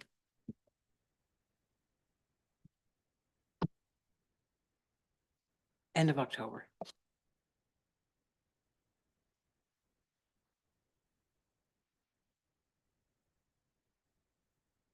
If the goal is to make it before projects and priorities, then I would say October, the end of October. Why don't we say Halloween? It's the 31st of October, yeah. Okay, the end of October it is. So that responds to your question. Now, do we want to just extend the existing survey or do you want to add anything to it? Deputy Mayor Dayo? I am fully against adding things to the survey. It would then become a whole new survey, and I'm not for that. If I may, the system won't like that. Okay. It's, Councillor Dayu, Deputy Mayor Dayu is correct. It will be complicated, it'll distort, statistics, so I wouldn't recommend that either. Okay. Yeah. All right, so we have our direction. So we received the survey and are recommending that we extend the time that the survey's out for till the end of October, till Halloween. Mover and a seconder. Councillor Berry, Councillor Shortreed. Moved by Councillor Berry, second by Councillor Shortreed. Be it resolved, council receives the fireworks surveys response report for information and council directs the survey be extended to October 31st, 2024. All in favor?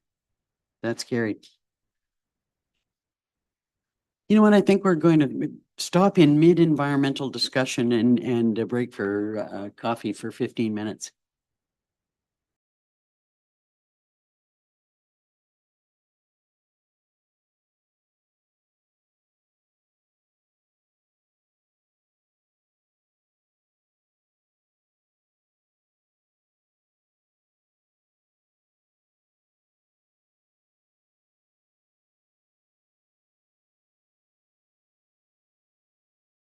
And is the Environment and Stewardship Committee update.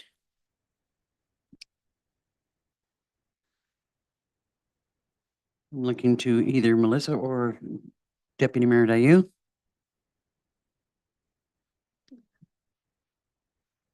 Yeah, thank you. I'm just pulling up my minutes. Yeah, so another good meeting. We've got a couple of initiatives coming up where we hope to be present at the fly-in in the fall. And at the end of next meeting, we hope to have a draft of social media messaging and event messaging and any number of easy bite-sized pieced messages that can be put to use throughout the township with regards to organic waste. Right on. So that's we're really looking forward to having that. It'll be like a baseline. The intention being if we start with the really simple messages intended to encourage the non-converted that organic waste management is possible at a domestic level, then we can slowly build upon that base level of information about, different techniques or whatever it might be over time. But we realize that one of our main strategies has to be to hit the unconverted. So we're really focusing on that. The one thing that we did want council to consider is an idea of taking the language in the strategic plan about our commitment to the environment and our leadership of of environmental decision making, and expanding that a little bit, perhaps for one of the pages of the website or whatever it might be, into further thoughts about what that means to us, how over the coming years we hope to be leading in environmental thinking, so that even if there are things that we are putting in place that are only partial measures, we can point to, but we have this continued interest and intention to develop and further our environmental policy making as we go. And the reason that came out was with respect to the final thing I wanted to raise.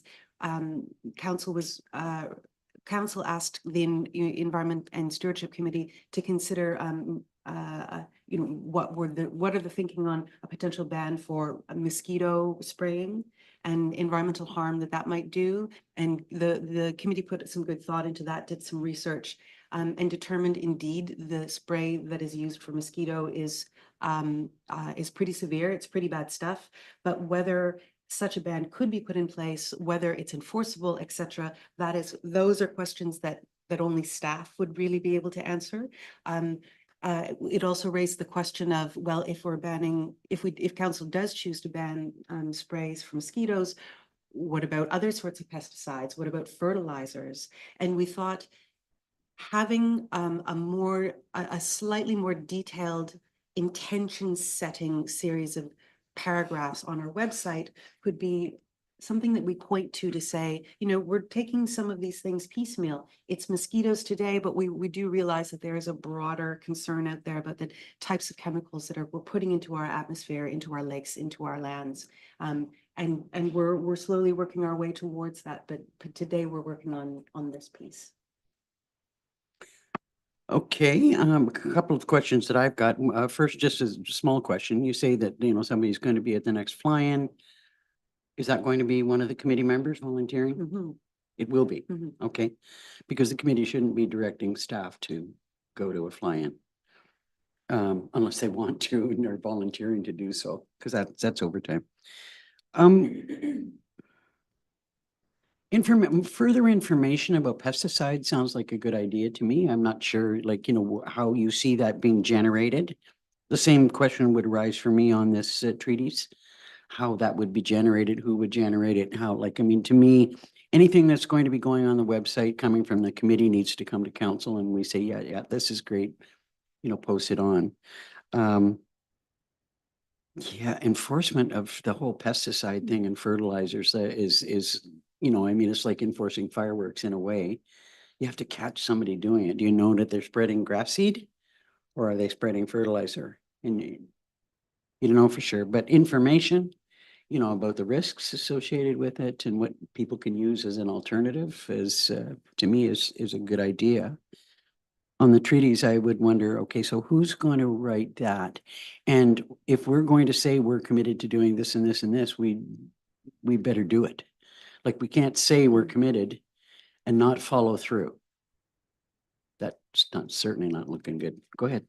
Yeah, it's certainly, but what was conceived would not be, we're committed to banning this and banning that and banning that. Obviously, we would never write that and council would never approve it. It's more, you know, here are the lines of consideration that are important for environments such as ours, such as, you know, chemicals that go into our lakes, rivers and lands and, you know, and other, you know, other main facets of human interaction with the environment, just setting out those broad thought directions virtually. We just have to make sure that we follow the same practices that, you know, that we're suggesting to the, you know, the public follow. Thoughts about those things? Councillor Barry? It was discussed at our meeting and it was kind of at the end of the meeting, so there wasn't really a real resolution on what to do, but I think one of the challenges with the pesticide is a lot of the suppliers, you know, they have their women's sheets and they have their do's and don'ts in using the materials. And I'm pretty sure in most parts, the ministry, I don't know if it's of health or climate change, but they're allowing these materials to be used. So how does the municipality have any jurisdiction to actually? Well, I think that was a question that came up, that the province is saying it, they're legal to use. Mhm. I mean, there's a sign on Highway 35 right now that says that there's pesticides being used. Cautionary signs. And would we have the ability to make our own regulations with respect to that or not? You know, I think that's something that we need to find out. Go ahead. Right, and that's why the outcome of the conversation at the Committee of Council was, in principle, absolutely, we don't think this is a good idea for our environment in Algonquin Highlands, but those technical questions is a staff question. Only, you know, they're the experts, they're the only ones who are gonna know what's possible, and even if enforcement is conceivable, what that might look like. So we didn't touch that. We're in support in principle, and now we're passing it back to council, staff, etc. Go ahead. Just so council is aware and the committee is aware, we are able as a municipality to pass a bylaw banning pesticides. However, you have to have a dedicated staff person that is fully trained in pesticide use to enforce it. That's interesting. Off to projects and priorities and next year's plan, we go. See where that lands. Okay, I mean, so that's something for consideration about, how we go forward with that. On the issue of a treaty statement, how do you see that being worked on? Who's going to develop that? I'm sure one or two volunteers to draft something up within the committee would be a starting point. And then council's direction, whether that would go to council first or whether staff would take a look at that before it goes to council. We leave it to, to your direction and to Angie's direction on where it goes after that. Well, I mean, I'm assuming, I mean, if several members of the committee are going to work on something, you would end up, submitting it or giving it to Melissa, who would show it to Angie, and, Angie can make the determination whether it needs further work or needs to come to council. I think we'll see how that, I want to hear from other members of council about the idea of working on something like this, because we very clearly stated in our strat plan where the environment stands in, in our list of priorities, and we've set certain goals with respect to that. And I suspect that what you want to do is build on that, just kind of drill down a little bit further. Is that something that council would support work being done on? Yes. Councilor Richards? I'm fine with it continuing to be worked on. It's fine. Okay. Any other comments or thoughts on the Environment and Stewardship Committee update? Hearing none, could I have a mover and a seconder then to receive it? Councillor Barry, Councillor Richards. I just was wondering whether I saw your hand up or not, Councillor Richards. We'll go with those two. Moved by Councillor Barry, second by Councillor Richards. Be it resolved, Council receives Environment and Stewardship Committee meeting minutes dated July 30th, 2024 for information. All in favor? That's carried. Next is your activity report. Activity report for July. July, a lot of time spent with operations and services focus. Buy-in was a great opportunity to sort of introduce waste management to a new audience. And it reached far beyond the township. There were people from all across the county, but all across the province as well attending. So it was an interesting opportunity to chat from some different perspectives than we usually have. So did you have a fair bit of interaction? You found that there were people that were, you believe that it was worthwhile to have been there? I would say not a lot of interaction. It's a very busy, Oh, thank you. Very busy event, and people are into all sorts of things. So, but the interactions that I did have, well, maybe fewer than I had hoped. We're all very positive and enriching. There was a good exchange of information. I had a couple of families who came and did a little interactive game with me. A couple of people who tried out the Waste Wizard. So lots of people interested in composting. So yeah, good discussions. It's unfortunate that we found out how poorly people do recycle and you had to deal with at the end of the event. Questions on the activity report? Hearing none, could I have a mover and a seconder to receive it? Councillor Shortreed, Councillor Richards.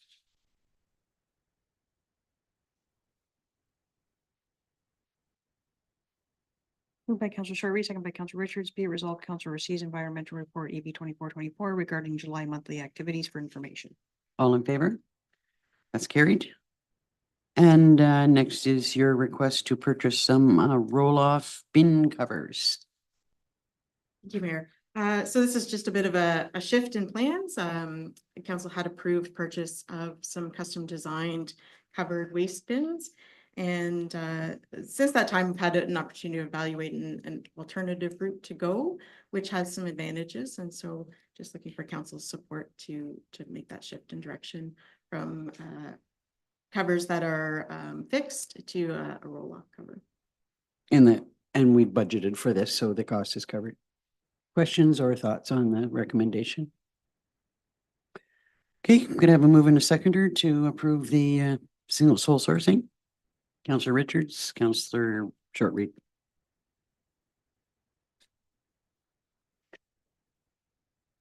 Moved by Councillor Richards, second by Councillor Shortreed. Be resolved, council receives environmental report EB 2524 regarding a request for sole source purchasing approval for the purchase of roll-off bin covers, and council authorized the purchase of 3 roll-off bin lids from Environmental Metal Works via sole source procurement. All in favor? That's carried. Thanks, Melissa.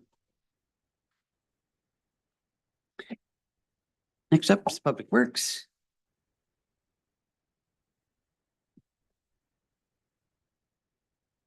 Morning, Mr. Thorne. Morning, Mayor and Council.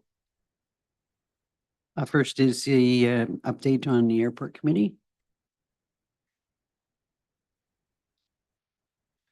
I can go first on that. So the airport committee met shortly after the event, just to kind of recap on how the event went. And as per the last time I was up here, we did discuss it briefly, that it was a great event, great turnout.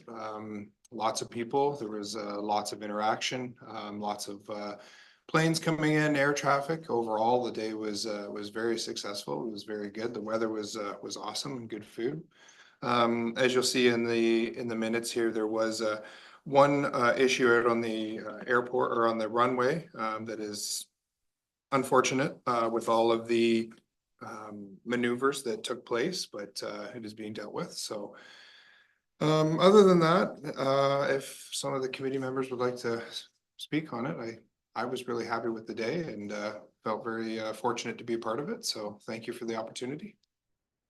I was really happy with the day too. I thought it went really well, and you know, given the number of aircraft movements that we had and the number of people, and you know how involved it was, to have one incident is, you know, unfortunate, but not too bad. There were I don't know if you wanted to make any comments about the fly-in. There were a couple of questions that came out of the last committee meeting that that we're looking at following up on, and one was the idea that the Halliburton Brewing have a beer gardens. So we're just following through with insurance to see what kind of issues there are associated with that, because that might be kind of a nice new addition. Another suggestion that came from Councillor Richards was that, you know, when we have antique and classic cars, that maybe we look at, you know, best in show, and even maybe do the same thing for planes, which, you know, I think was kind of a fun idea. We've got some small companies that are offering, you know, some prize packages. So, you know, we can hopefully do something there. And if we could just ask for Chad to start to just kind of pump out the event as much as he can on social media, that would be great. Otherwise, I mean, anything else from the airport's perspective that you wanted to bring up? One thing I just seen here, it just caught my attention, was unfortunately the Antonov that came to our first fly-in. That was the large maroonish color plane, if anybody remembers. It was like the showstopper. That's the one. Basically, everybody stopped what they were doing to watch this thing land and taxi. And unfortunately, it crashed on the day of. Which thankfully none of the occupants of the plane were severely injured. The pilot was able to safely land the plane, and then the plane crashed and it was on the ground. So that's unfortunate to see something like that and to hear something like that happen. But it wasn't at our airport; it was at the airport that it was taking off from. But that's really unfortunate because there was a lot of people that were looking for it that day. So that's unfortunate. Yeah, and some of the other ideas that had come up, like you said, were best in class or best in show. I think that's a great opportunity for people who do come, with whether it's aviation or automotive, get to show off a little bit their hard work and dedication. So I think that's really important. Our staff have been diligent on looking for grab bag prizes and things of that nature too. So it's this next one's looking to, you know, top out the past three, three we've done so far. So pretty exciting. Well, there's one other exciting piece of news about the airport. Yes, that we have now successfully hired a airport coordinator. I'm assuming that's what you are referring to. yes. Yes, Kaylee will be starting with us in September, so we're really looking forward to that. I'm gonna miss my view, going from looking at green grass and airplanes and sun to dump trucks out the office window, but nonetheless. But to be able to look at a black grader. Soon enough, soon enough. Well, I mean, it's been great having you and Melanie at the airport. It really has. But I mean, we're happy to have a new coordinator, and I'm kind of chuffed about us having a new female airport coordinator, which is, I mean, all things being equal, it's just a nice change. Okay, so if there's nothing further about the airport, could I have a mover and a seconder to receive the updates, Councillors Barry and Shortreed?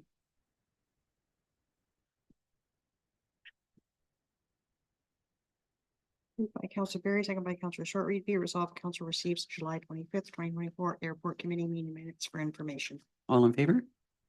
That's carried. Next is the Green Burial Ad Hoc Committee. That's over to you, Councillor Barry. I can discuss this. So our last meeting was actually a site visit to the cemetery, and we had someone from the Master Gardeners come and sort of give a brief overview of the vegetation that's there and sort of possibilities in regards to naturalized options, which will come to council. I believe the Master Gardeners is going to make a presentation to council in the fall, to be determined when. And it was recommended, there was lots of recommendations, and one of the things that I kind of left that meeting with was that I know there's a request in here for, because there's no water source at the cemetery, the thing that was really talked about was, you know, an old tree that's sitting there, it doesn't need to be watered, but getting new growth established. There's a request that consideration for possibly like a water container be put there as a way of having water at the cemetery, but also to have any planting that is put in place to give it, you know, its best chance to get something established. There's no other real water option there, so that was sort of a consideration that the committee had that maybe council and staff would possibly be in support for. The other discussion was in regards to the rows that are going to be sort of as we move forward through the cemetery, instead of trying to renaturalize the entire green burial section, that it be done in sort of a section by section row. And just in regards to where the gazebo is, possibly having that sort of entrance site as a way of sort of a bit of a pilot project of what that could look like moving down the grave area.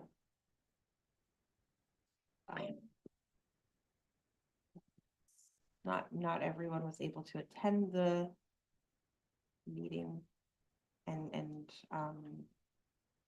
that was sort of the basics. I don't know if Jen wants to add anything. Anything to add? Sure. We were pleased to come up with this model. We felt it really responded to a number of the concerns that council and staff have raised in the past, such as the ability of staff to provide maintenance for such a large space, the costs of doing, you know, bringing in topsoil across the whole space all in one go, the question of water. I think there are a lot of previous concerns that we were able to answer in this new proposal. It does, what we are recommending does request council's consideration to switch a previous decision made, which was to go to fill from back to front. The suggestion now is from front to back, but it's not without cause. It is so that we can slowly naturalize over time at a reasonable rate and at reasonable expense, and have the beauty start from the front and go towards the rear. The only piece that I would add to Councillor Barry's summary is that we think this could be a very interesting moment to look at what we have said in our strategic plan, which is increased engagement with community members and community groups where possible. And if this is a way to get either a gardening group, or I don't even know if I don't know who it would be. We didn't get to that level of conversation at during the meeting, but if maintenance of the space is a concern, it could be an interesting opportunity to explore a type of partnership with a community group who has that expertise, perhaps as a little training space. And if council and staff might consider that as a pilot project, for the first few years, we would be looking at a very small space to maintain. And with the sorts of species that would be appropriate for the area, these, after they have taken root, we're not talking about going in and pruning back the roses. We're talking about just encouraging good, healthy, natural growth over time, getting rid of some of the invasive species that would absolutely take over. But How do you get rid of the invasive species? pulling out, for example, goldenrod is extremely invasive, and if that came in, it would sort of wipe out other things. So getting rid of bits of goldenrod if and when they should pop up.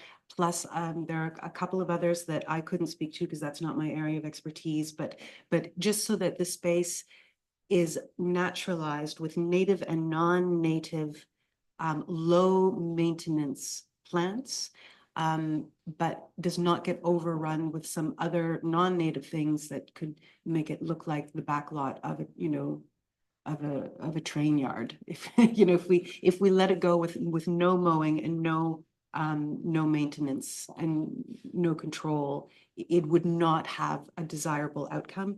And while it is a natural burial space, we certainly want to make sure that it is a space where respectful attention is given to the people who occupy that space. Okay, a couple of comments from my perspective, and I've got a couple of questions for you, Adam, so we'll get to you. Of course. I like the idea of, I know that we kind of committed to partnerships, and I like the idea of partnerships where we can. I just, I would look to staff to give us some thoughts about the risks associated with, having the public in public workspaces. As an example, I know we've had people offer to help us,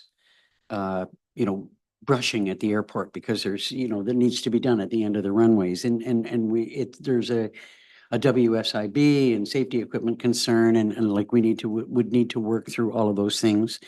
I don't know who the partnership would be with. That needs further exploration. I will say that the Green Burial Ad Hoc Committee was created to get us to establish a green burial site. And I'm not sure how far that mandate extends, and we need to have a discussion about that at some point in time. How long this goes on. I would ask about, that when we're talking about planting, the difference between using plugs and having like a specific amount of manual labor associated with that to seeding. Has there been any discussion about seeding versus using plugs? Go ahead. Unless I'm mistaken, we did not discuss that at that meeting, and I'm not sure why, and I am certainly not the person who could answer that question. By plugs, it could be, as few as 5 or 10, very small. I just wonder how labor intensive that would be. We need a little more information about that. We need more information. And if I might just respond briefly to your question about longevity of the committee, it's not anticipated that the ad hoc committee would undertake these things. This is the ad hoc committee's way of saying, here is what we are offering in terms of some ideas for longevity for the site. You know, we've talked about landscaping from the beginning of the committee, so that's not, you know, that's not a new thing. Here are some thoughts. We're putting it back into council's hands and staff's hands. Do with it as you wish, but we think this is an exciting way forward. And I believe that would be the extent of the ad hoc committee's engagement. So I'm foreseeing that it would not last much longer than where we are. The idea of buying a tank and having the fire department involved and bringing the fire truck there. I mean, and now we're talking about specific costs that would need to be considered, obviously, for next year, if that was something that the council wanted to do. And we're talking about volunteers and volunteers bringing a fire truck and, you know, you know, we need to come to land somewhere with that, whether council is supportive of doing that or not. You know, there's a cost associated with everything. I kind of like the idea. It makes sense, the idea of moving from this perspective, moving front to back as opposed to back to front. But I don't know that we've had an opportunity to hear from Adam about whether there's any major difference in how that's approached. I mean, I know we made the decision and I was like, yeah, let's do back to front, but you know, we hadn't gotten to this stage where we were thinking about how the, you know, planting or naturalization would work. I kind of like, I mean, as you say, beautification from front to back is, sounds good. I'd like to hear what your thoughts are. Yeah, thank you. So on the topic of front to back opening of the grave sites, there's really not a preference and from my standpoint, but I would like to note that if we did do that, that it would require specialized equipment when we came to likely the last 2 rows of plots. Because if you can envision, we'd be up against the fence. Tight spot. So we would have to, those last, what are there, 10 in a row, give or take? We would have to probably between 20 plots would have to have a surcharge of a rented piece of equipment to potentially open those. We'd have to look at that a little bit further, but that's just my first initial thought is the last 10 plots would require a surcharge for specialized equipment. Or lose or excuse me, or lose a row. If we had to do lose that. a row, that's correct. Yeah, yeah. On that topic, yeah, that's my thoughts and opinions. Go ahead. And working in the other direction, is that not the same case as we approach the gazebo, that you would need that that extra equipment? Or is that? There's space between the gazebo and the Through you, front Mary, row. yeah, there's 17 feet between the last, as of right now, there's roughly 17 feet between the gazebo and the plot where our machinery can slip up in between there and take care of that. Thoughts or questions from other members of council? Councillor Barry? One of the other thoughts that came up at the meeting was that by allowing it to go front to back in regards to winter burial, it would be an ease at the beginning of the I don't know, procedure, beginning of the event. What's the word I'm trying to think of? When we move into doing When we winter move burials. into that, it would be, you know, direct, like it would be closer to the entrance way initially. Well, obviously, I mean, there's further consideration to be given to a lot of this. I'm glad to hear that there isn't a substantial difference in, you know, which direction we take. Obviously, I think we need to hear a little bit more from the master gardeners about the ramifications of, you know, how this would work, what their costs are associated with it. We need to, there needs to be further thought about the issue of partnerships and whether, you know, we want to move in that direction or how we could see that working. I'm not sure if you have any thoughts about that at this point in time. I do have some initial thoughts and questions, of course, from a liability standpoint. If we were going to put volunteers in the cemetery to do any type of work, watering, that sort of thing, you know, there will have to be SOPs put in place for how we handle the tank and the watering equipment. You know, there'll be who enforces the work boots and the safety equipment that will be required. So there's a few things like that, just sort of off the top of my head. Obviously, if we were going to fill this tank, which we don't water in any other cemetery, I just want to point that out. But if we were going to take a truck to fill this up, that's taking a fire truck out of service Mhm. to do this. So there's a couple of things there that not necessarily not that we can't overcome them, but there's some Considerations that, barriers yeah. for sure. Yeah. Thoughts from other members of council?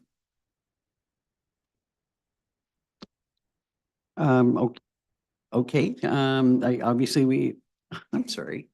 It's okay. Go ahead, Mr. Thorne. Thank you. Through you. Actually, I have quite a few items to bring up on this. I just wanted council to kind of go through what their thoughts were so I could gauge. Unfortunately, I couldn't have been there for the meeting. Just something came up. So I wish I had been because I think I could have helped with some of the conversation. But if I could start off with the water tank. If council so chooses to put a water tank on the property, we have a water tank in the back of one of our pickup trucks. We utilize it. So it's not that a fire truck would have to go. I know that they offered a pumper truck, but I mean, I would not suggest that because taking a fire truck out of service and volunteers to go and do that, I would be suggesting that our maintenance staff could fill that. But I want to make sure that you know that the tank on the ground is bigger than the tank we have in our truck. So that's multiple trips, that's staff time going back and forth, and that's taking staff away from another task that they potentially would be performing. I know it sounds like it's making it a big deal. I mean, it is, but it also It's a consideration that we have to. That's correct. Yes, I think it's equally important to understand that where this project started. When we talked about green burial, and I can remember sitting in this room when we had the presentation from Terry, was the removal of greenhouse gases in that site. Now we're talking about introducing those back in there. By one of the topics here was cutting the grass. So originally in one of our meetings here, and I can't quote the meeting, but originally one of the meetings was the whole point of this is that we wouldn't be maintaining the area because it's supposed to be a meadow. So I'm confused a little bit. I wish I'd have been there, how that changed from going from a meadow to now going back to what our current practices are as mowing all the grass that is not having plots put in it. Like, so if we start from front to back, whichever it is, the first 10 plots, once they start getting utilized, is the plan then to just, I'm going to call it beautify that area, but we're mowing all the rest of it. That's how I took this, is that we would continue practice mowing. But originally in every conversation, it was supposed to be a meadow. The grass was just supposed to grow and it was supposed to be a meadow.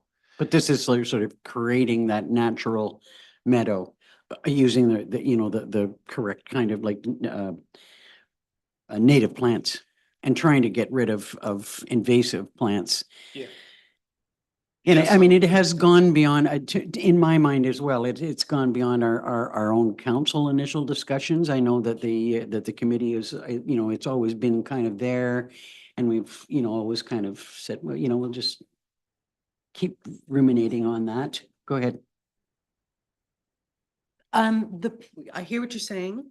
The reason why we suggested this method and why we're saying, let's just continue doing what we've been doing in that space is to answer the maintenance question. So it's to come up with that balance between wanting a big, beautiful meadow and realizing that that would take a lot of time and effort on a lot of people's parts to do it all in one fell swoop. And then have So- to dig some of it up. and then eventually be digging, that's right, and then have to dig it up over time. We thought this would be the lowest hanging fruit in order to eventually get that beautiful full meadow while keeping staff efforts as close to what they are now as possible. That was the ethos behind it. In terms of landscaping, those questions were taken to the Green Burial Society at the behest of council, because the question did come up like, oh, then what happens? Like, what happens when to this space? What are we talking about? Are we talking about just letting it grow, or, you know, what do others do? What would it look like? And so the Green Burial Society has taken that back and has been working on it since that time. So I don't know if it was in the terms of reference or not, but it was requested by council to consider it. So this is what we're doing. And then we pass it back. I don't know that we asked to consider landscaping. I think we asked, what does that mean? Because the landscaping was brought up and we're like, okay, what does that mean? And now we're hearing what it means and need to consider. Was there any thought about how soon the master gardeners could come with something and what that might cost? Originally, we thought about October. Once we came up with this model, the idea of the master gardeners coming to present a series of options was put by the wayside because the committee came up with one option that we figured would be the best, hit all the boxes to present back to council, but we can certainly reinitiate that conversation about Well, I mean, there's still a question, so I mean, like my question, what's the difference between plugs and how many plugs would you have to use, or seeding? And then, because to me, Yeah. seeding is just a Mhm. relatively simple and maintenance or labor intensive, not so labor intensive as planting. And there's still questions about it. Councilor Barry? One of the things that was shown to us was in the mowing, every time the mower goes over the grass, they're also taking out, you know, small seedlings that would left be turning into a tree, right? So your meadow isn't gonna be a meadow without some sort of I don't want to say deforestation, but like without rectifying the ground source and what's naturally coming up. You run the risk of your meadow becoming, you know, small spruce trees and small pine trees coming up. Because right now the mower is just taking those out naturally. So when you clear that row of, you know, the first row of plots, you could then, instead of laying a mat down and reconstituting the soil to have seedlings, then you could do it in small sections versus trying to naturalize the entire section. I didn't really understand that, and that was something that was brought to my attention, because to me, I was like, why can't we just leave the grass? But then in looking at what's in the grass, there's more than just grass there. Adam, and then Deputy Mayor Dayu, and Owen, and Councillor Shortreed has a question. Well, let's go to Councillor Shortreed's question in case Adam needs to respond to that. I just don't understand, if you want it natural, what's wrong with the trees growing? because in 15 years or 5 years, you're going to need to open that space in order to dig a grave. And you've got established roots from the trees. Oh, I'm talking about the ones that have already been used. Absolutely fine. Okay, okay. And actually on that, to get to Adam's point, the idea is that once these are established, indeed, it is a meadow that requires very little, if any, maintenance. The master gardeners would say the real maintenance is getting the establishment of the right species going. And that is why now that my mind is clicking back into gear about that day, that is why we did not discuss seeding, because the success rate of a scatter seed is far less than a plant plug. So you would end up spending more money to go back to do more work on a site, because the scatter approach is just less successful from a gardening perspective. And that was the answer for that. Thank you. Through you, Mayor. So on the comment that Councillor Lisa made there, is just that I would have to say on that regard of cutting the grass, it would be my perspective to say that we should start at the back moving forward. Because then if you're going to start planting things and creating this meadow, you now start it from the front and work your way back. Now, if we're talking about maintenance, now staff have to cut around that. You know, and as it grows, what if we accidentally cut some of it? Or what if it looks, you know, it's gonna have this small row, not against the bush. So it's just gonna be out in the open, this tiny little row. So I think I would be starting to look at, would it be not better then to have it in the back corner where it's protected by the corner, nothing can get into it, run through it, around it, and then start working our way out. You still would have to cut around it. To a degree, yes, but it would have the road against it on one side. So then it would just be the next row of plots that would be up against it, versus the gazebo and that area and then cutting on the other side. So it would just, I think it would make more sense to start at the other end and work our way through, so it wasn't being walked on, tramped on by whoever. The second part of this was the question of burden of maintenance. I'm curious where that came from. The maintenance that staff, by continuing to cut the grass, where did that, like, not cutting the grass is less of a burden than cutting the grass. I'm just curious how that came about. Go ahead. I want to speak to the section in the green burial bylaw. And it does speak to maintenance of the site. No regular maintenance will be performed. Ground cover may be mowed to control the invasion of non-native species and promote the health of native species. The site would be left to naturally evolve and develop with minimum disturbances. No watering or fertilizing will take place. So we would have to amend the that bylaw. section of the bylaw.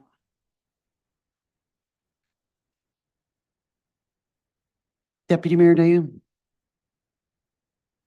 That, from my understanding, is the long-term maintenance goal, but to establish a meadow the way that we would want it to look would require a little bit of additional work. If we left it to just do whatever nature wanted to do with it, with the number of invasive species that were around, it would quickly become something that is a little bit less sightly and perhaps less respectful than introducing species that will contribute to a beautiful, long-term, low-maintenance plan. But that doesn't take away from the fact that the wording in the bylaw needs to be changed. I think there's more discussion that needs to take place about this. Some of this, some of the comments that we've made or questions that have been raised need to be taken back to the committee. The fact that the bylaw does need to be amended. I think, we do need some more information about, like, okay, the pros and cons of the front to back versus back to front. I mean, I could see, based on your comment that it doesn't really create a whole lot more work one way or the other. I did like the idea of the front to back because you're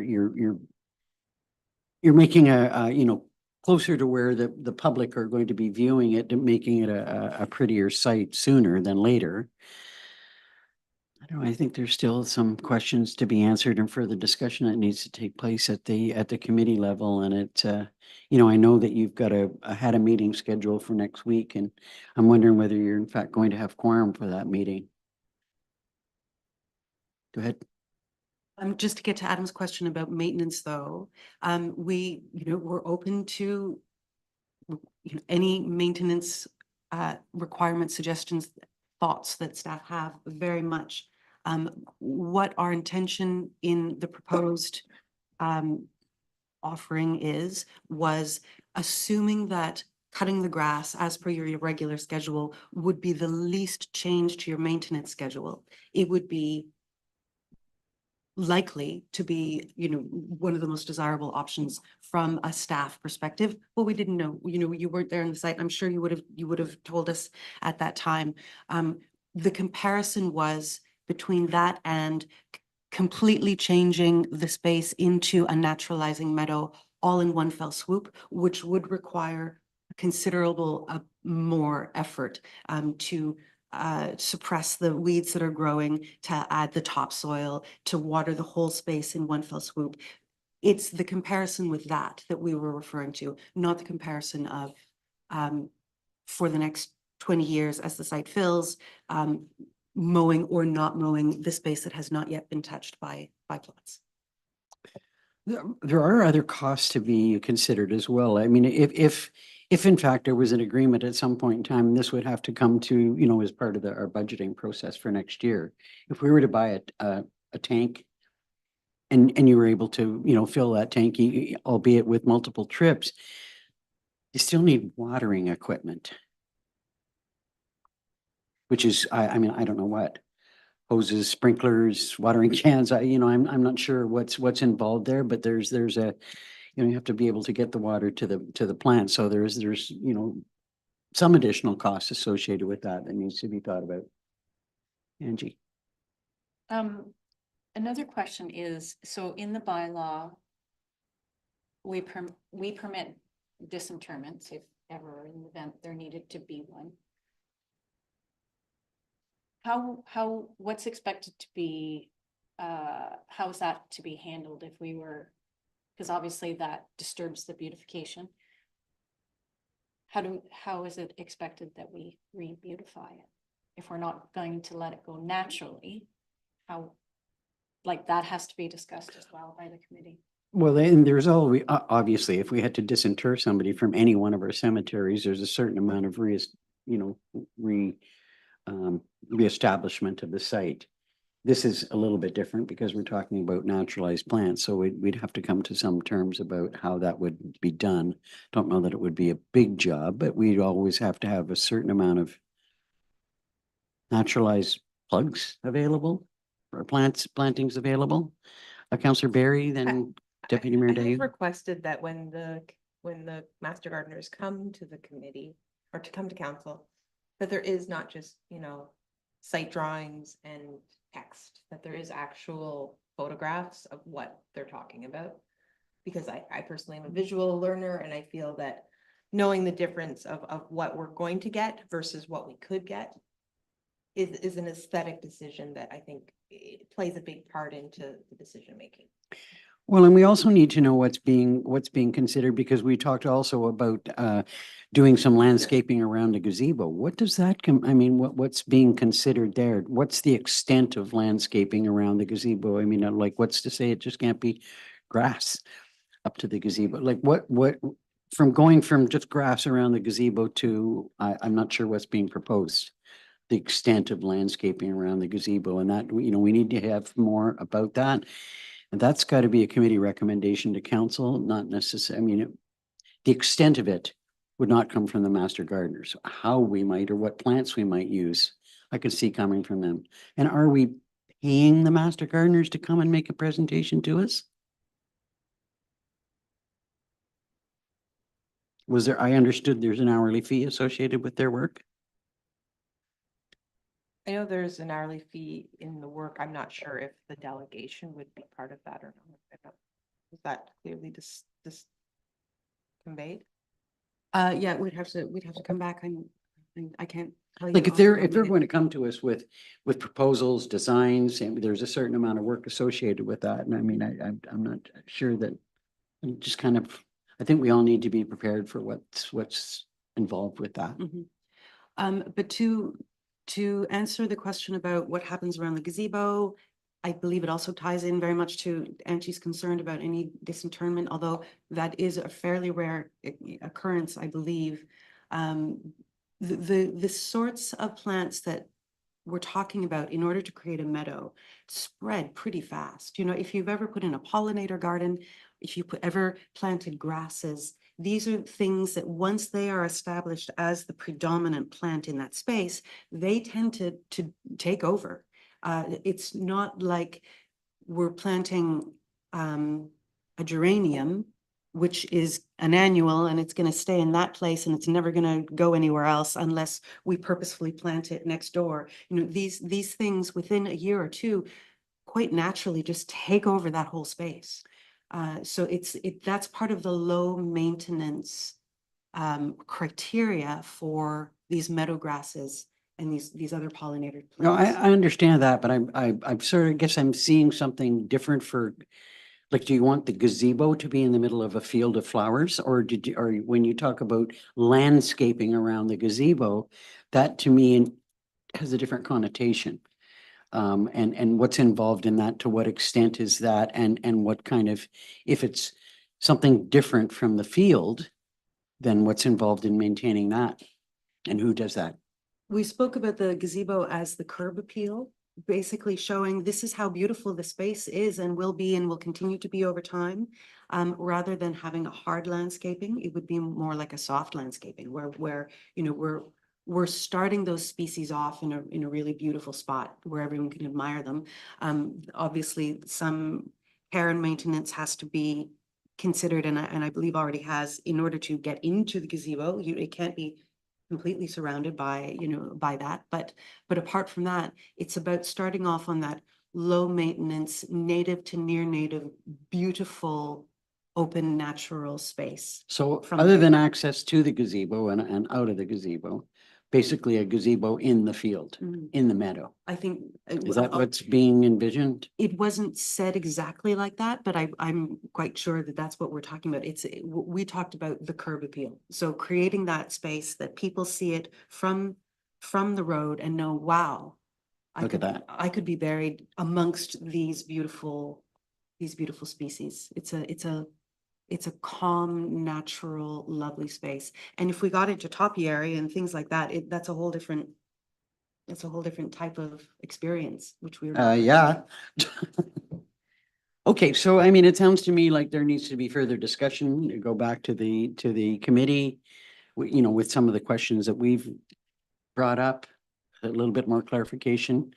You know, hopefully, you know, Adam can be there to answer any questions about, you know, concerns that he's got, or, you know, passing on any concerns about labor and costs associated with it. And we really need to think about this and what the costs are associated overall.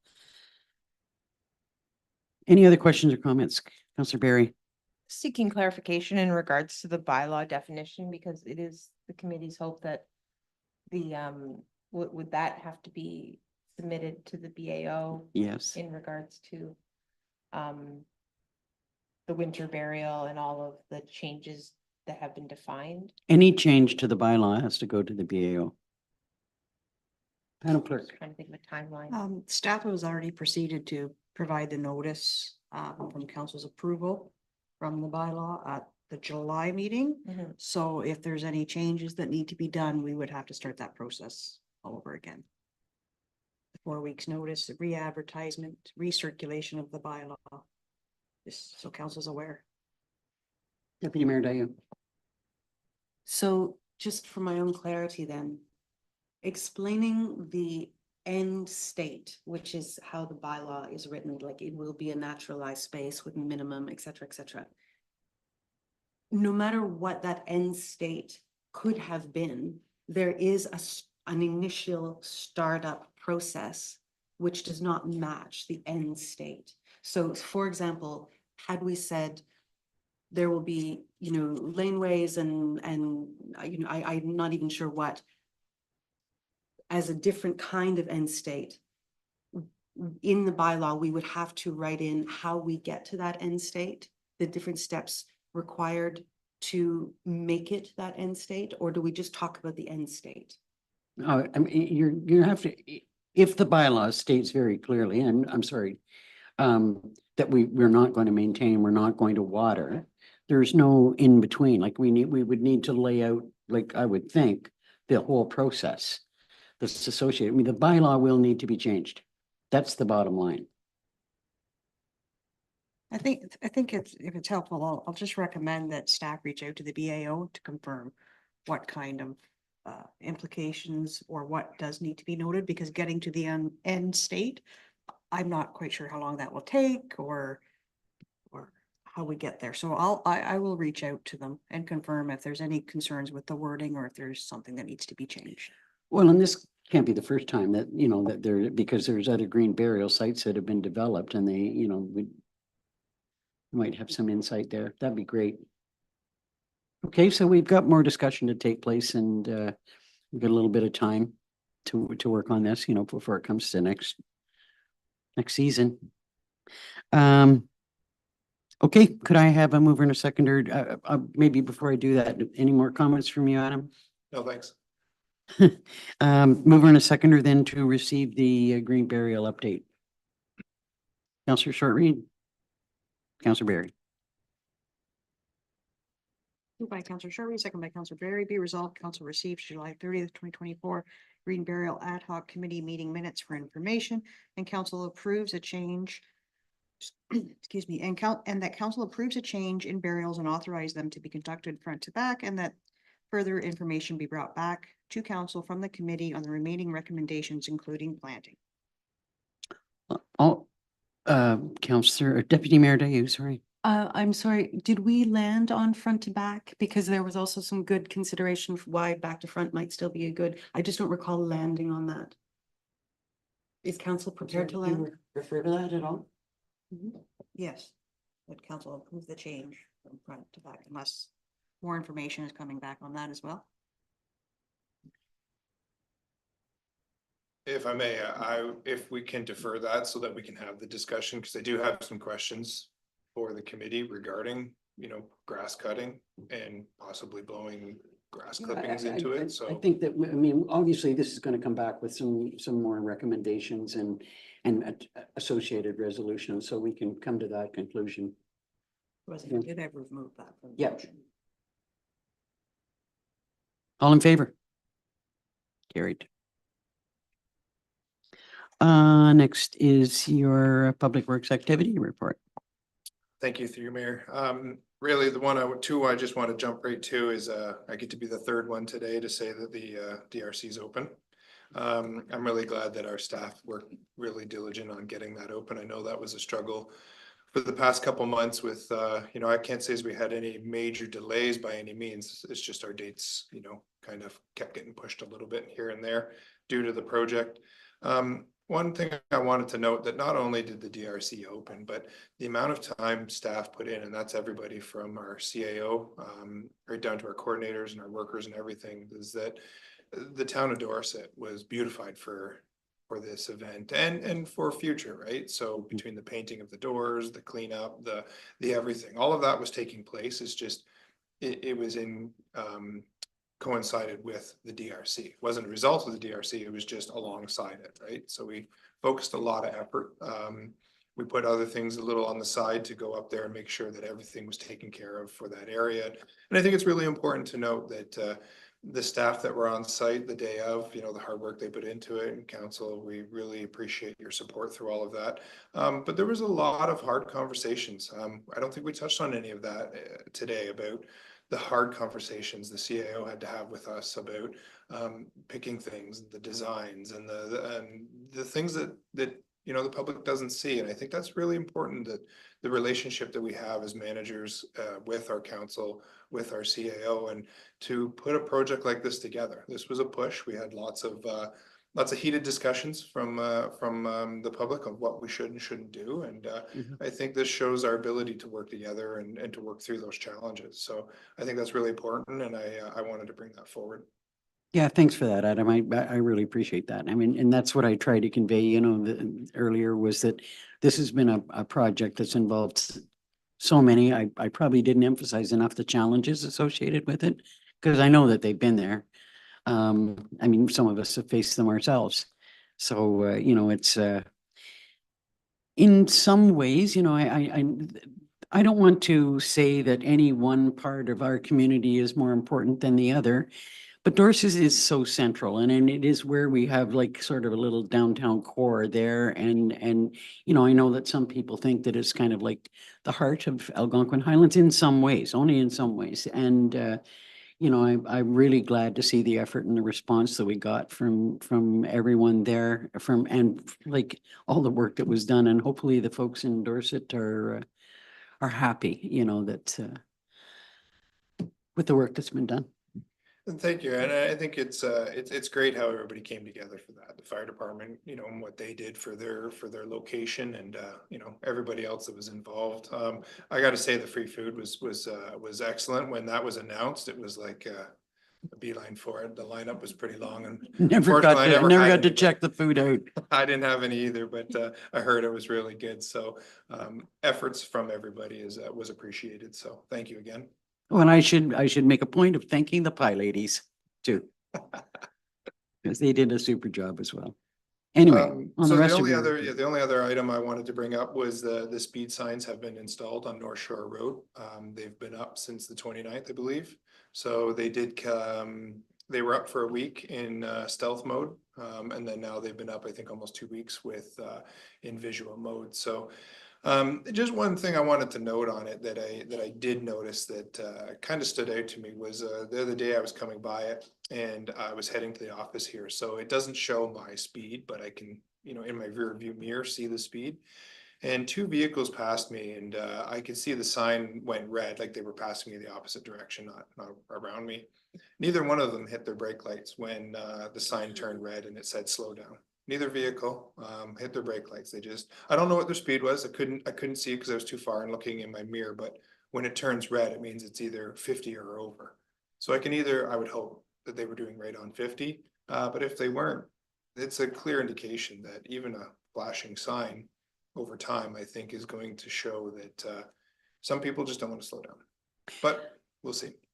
I mean, I have to confess as the mayor that I've probably gone, since the signs were activated, I've probably, you know, gone down the road at least a half a dozen times.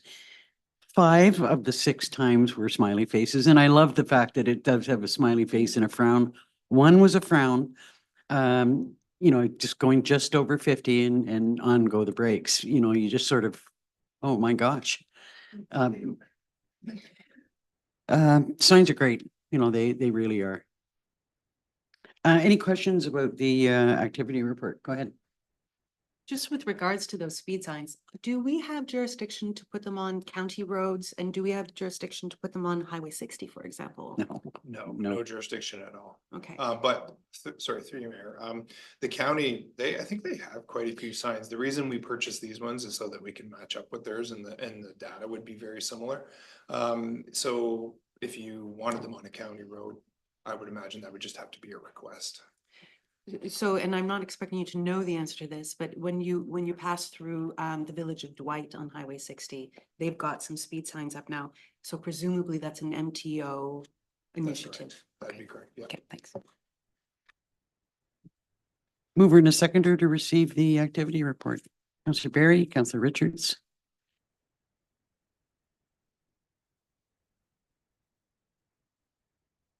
Moved by Councillor Barry, second by Councillor Richards. Be it resolved, council receives Public Works Report PW 2324 regarding July monthly activities for information.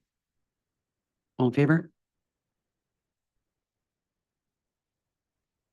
That's carried. Okay, finally, the renovation project for the existing garage. Yeah, so just to help everybody remember, the renovation project was to take a 3.5 bay garage and turn it into a 2.5 bay garage, utilizing 1.5 bays for office space, lunchroom, training room, and accessible bathroom, and some storage and potential future office space should that be needed on the second floor of the building. So like the report says, we worked with Tulloch Engineering, who's been great to deal with on putting the specs together for the renovation. It was out to bid. Unfortunately, we only received 1 bid, but the bid we did receive was from the Gano Building Group. And as the report states, this is also the same company that we utilized for the DRC project. As you can imagine, any projects have their challenges. So going through the DRC, we did have some challenges, but they were overcome by conversation and dedication and looking at what our needs were. So we really, we had a good, it was a good opportunity to work with Gano. So staff are recommending that we work with them again. As far as costing goes, what we proposed for costing from the engineers when we first put this together, we aren't too far off that without the provisional items. So it was pretty close with without the provisional items in it. And but we did add the provisional items, as you can see, the 4 items there. So that has created the increase in cost that staff is one of the recommendations is that we move forward with those provisional items and the Gano Building Group as the contractor. Comments, Councillor Barry. Sorry, I should have totally asked this before the meeting. Just in regards to the evaluation, they scored low in the contract and the value engineering, but overall it's still an 84% scoring. Does the contract schedule mean it doesn't meet where we would want the work done. And if you could just explain what those two Yep. parts of the scoring, I haven't seen that before. Yeah, of course. So Tulloch Engineering put together a plan for scoring, and it's very similar to the one that we utilized for the new Public Works garage. So the reason that they scored so low in these two areas was that they did not provide a schedule. So the schedule being a start date, when they would be there, when the electrical would go in. It's basically every time they make a movement, they track that, and that's how they would let us know on dates, what to expect. In saying that, we did score it low just because they didn't provide that. However, should council agree today, that would be something that we would ask them to provide prior to starting. The second part to that is part of the evaluation where they did score low as well is we ask for cost saving items. So if we're proposing a certain material, as an example, maybe I could say the flooring as an example. We asked for the epoxy flooring. They have provided a alternate, but without costing. So because they didn't provide the costing, we scored that low because we don't know if it was a savings or not. We won't know that until after this is approved, and then we can discuss that with them. So that's how that evaluation is completed, and they scored low in there as well. It'd be the same with if we asked for some other type of material. They just didn't provide any cost savings materials. That's how that's evaluated. Thank you. Good question, and good to hear that, you know, before things go forward, you'd want to get a work schedule for them so we can kind of keep track of the project. Other questions? Well, I mean, to me, it's, you know, it's important that we do the things that I know that there are additional costs, but it seems to me that it makes perfect sense to go ahead with the additional costs. And I understand that they have been included in any borrowing that we're going to do, because that would have been my main question. How is this being funded? That's correct. Councilor Berry? In the costing of the removing and replacing the steel siding, would there be additional cost to that in regards to disposal? So through you, Mayor, we haven't discussed that with the Gano group because council hasn't approved it yet. But I can say that if this goes forward, then we would definitely discuss that, because if there is a cost to dispose of it, then we would have it disposed at our own landfill, which we take metal for free. Okay. So, you know, if they're promoting a travel cost, that's one thing. But if they're saying, you know, it's going to cost you X amount of dollars for us to truck it to another location, well, we'll just have a truck to our landfill. Is there any revenue opportunity for scrap metal? It would be through our normal process if we took it to the landfill. I mean, we could potentially have it trucked to another location, but I think at that time we're splitting hairs when we start looking at that. Any other questions? Okay, can I have a mover and a seconder to move forward with the project? Councillor Richards and Short Reed.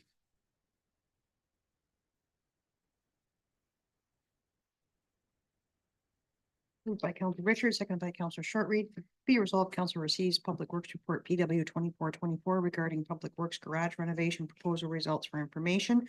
And council approves the 4 provisional items as presented in the said report, and council hereby awards the project to Gano Building Group in the amount of $614,960 plus applicable taxes. And further, council hereby authorize the CIO to sign required agreements. All in favor? It's carried. Thank you, Thank you sir. very much. We'll go ahead with your report before we break for lunch. I know we make you wait sometimes.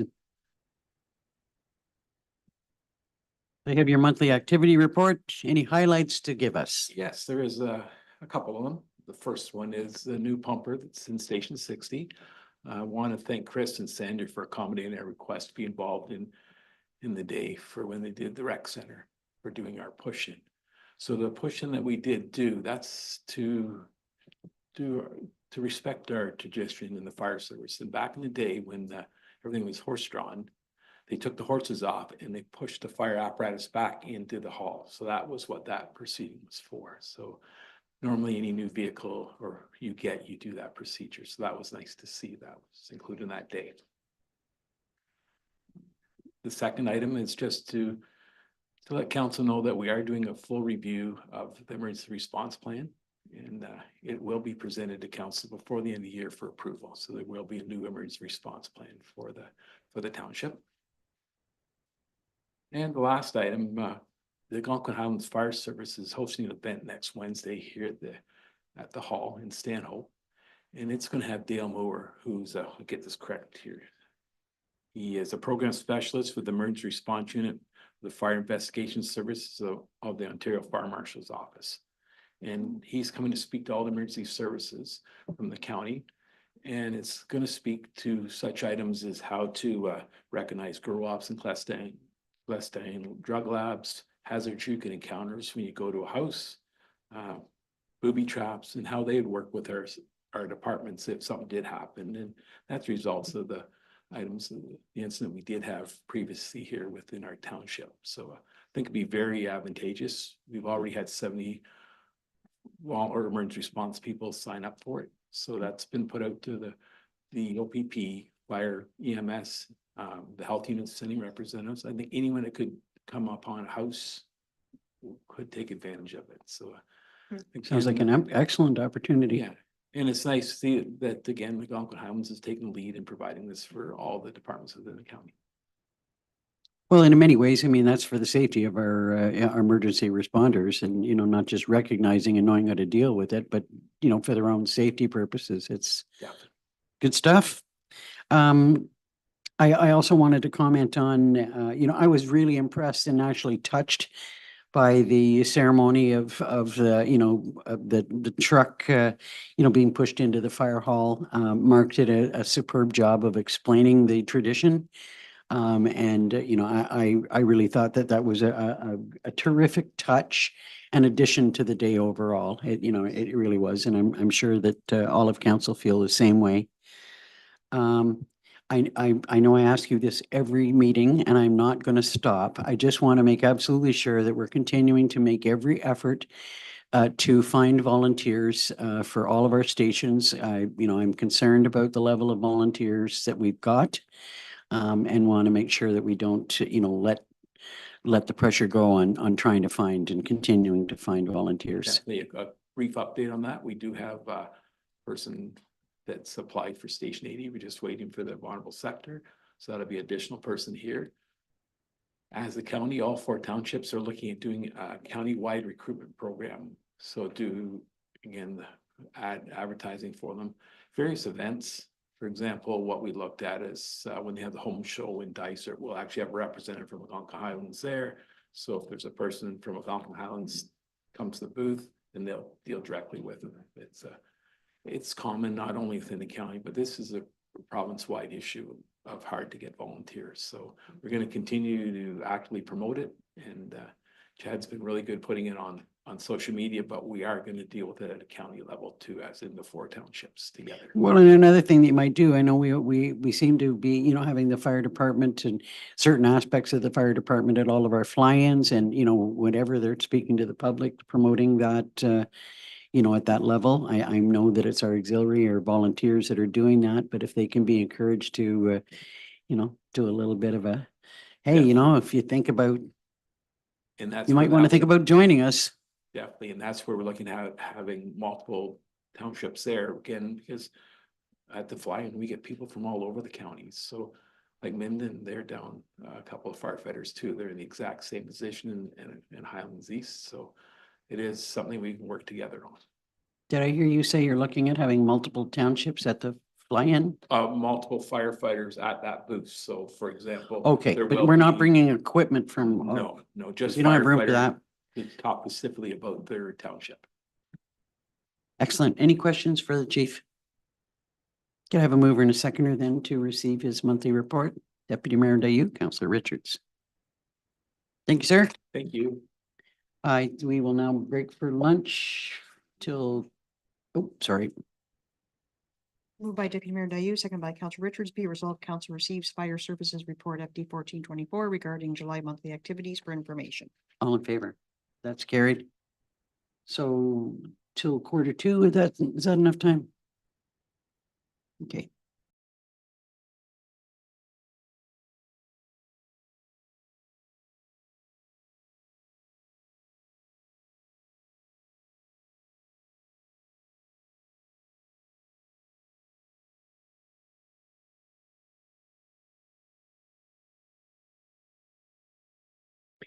Welcome back to the regular session. Next on the agenda is administration business. And the first item is the Stanhope Museum Committee update. Anybody here can speak to that or anything that we need to have drawn to our attention? Not really. This meeting was actually from June.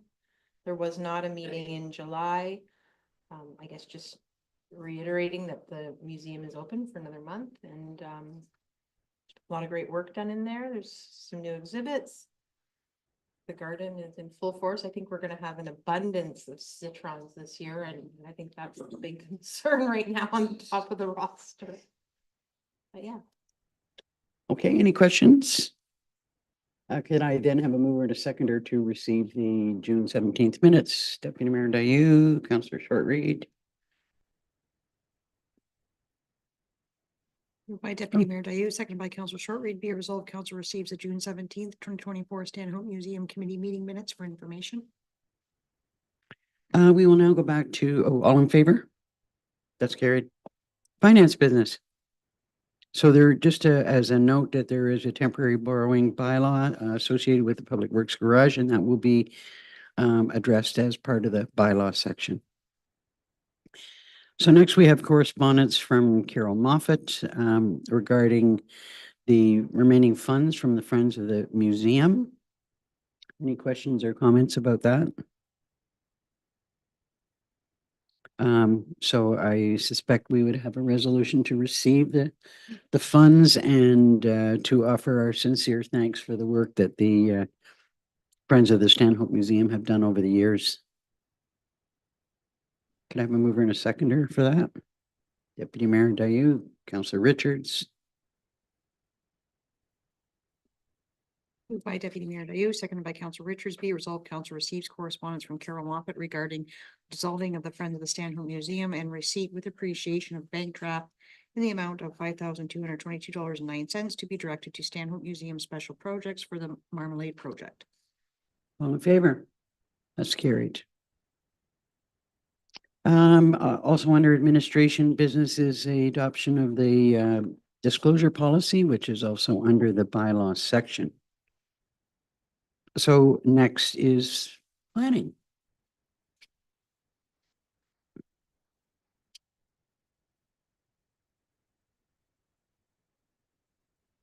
Welcome, Mr. O'Callaghan. Good afternoon, Mayor and Council. So the first item is the Committee of Adjustment minutes from July 26th. Any comments or questions from council?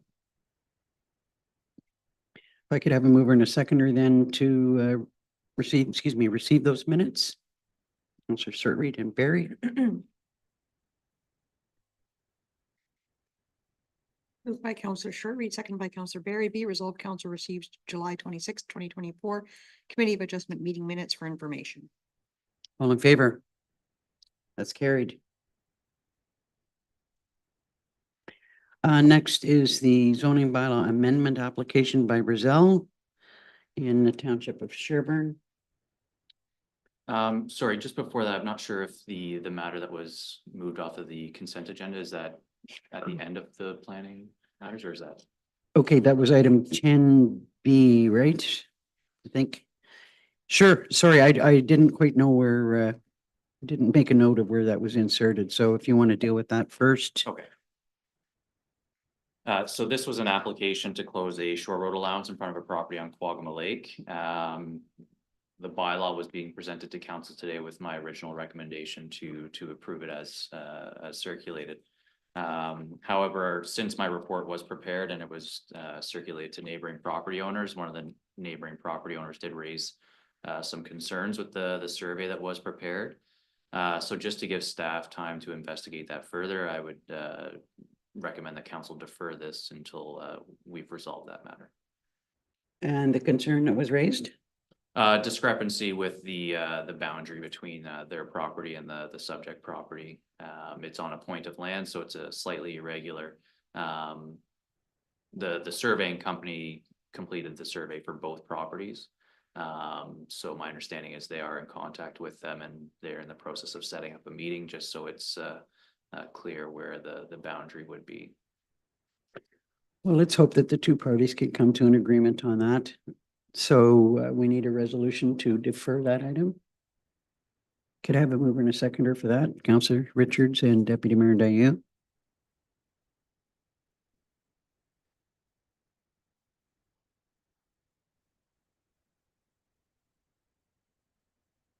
Moved by Councillor Richards, second by Deputy Mayor Dayu. Be it resolved, council acknowledge receipt of report PL 6224 regarding proposed shore road allowance closing fronting property located at part of lot 20, concession 12, geographic township of Sherburne, Quagama Lake, and the council defer the application and direct staff to report back to council with further information.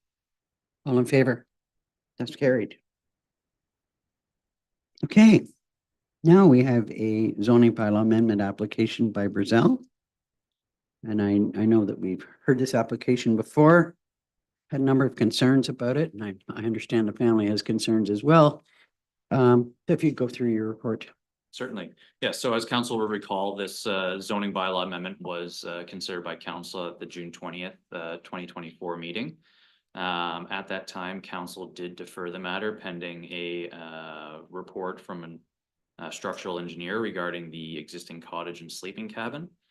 The applicant has now provided that report and staff have reviewed it, along with the recommendations that the engineer has made to make those structures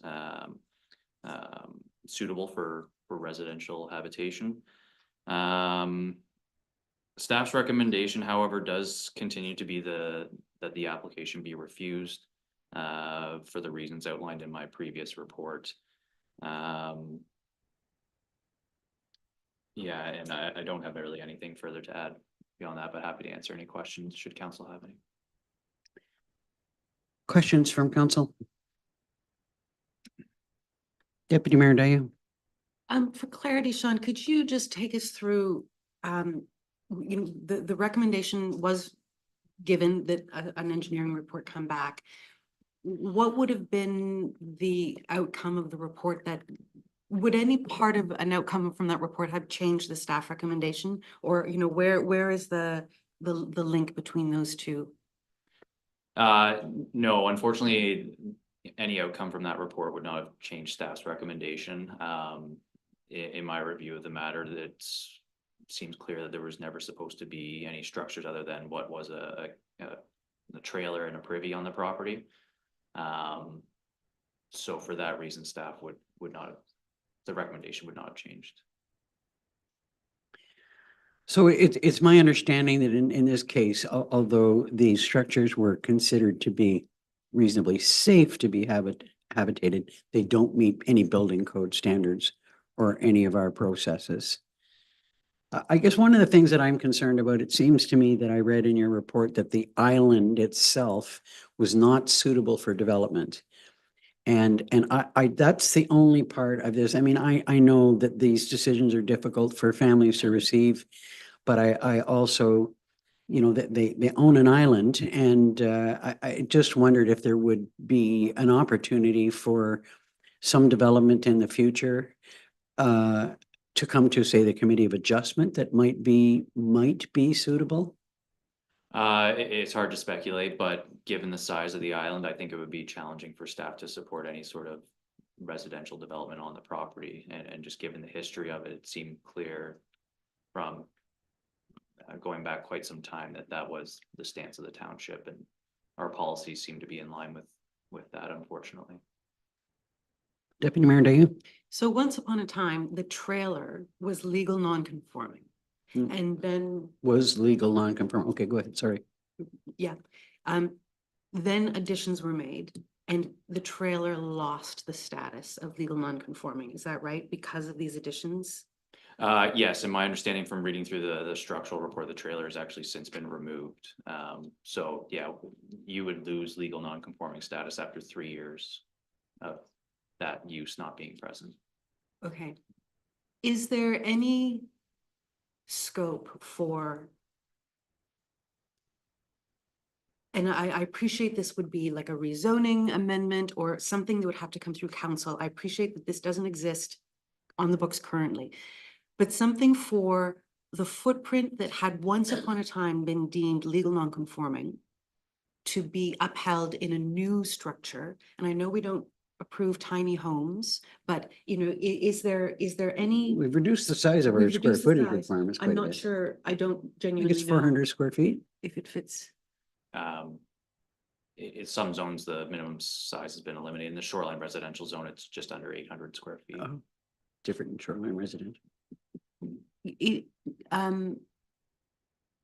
I wonder if there is a path that the applicant could take with no guarantees that it would result in an approval, a path in which what the township used to consider to be okay could be deemed okay for a new development, recognizing that the last development does not have bearing on the new one, but just trying to find that compromise space.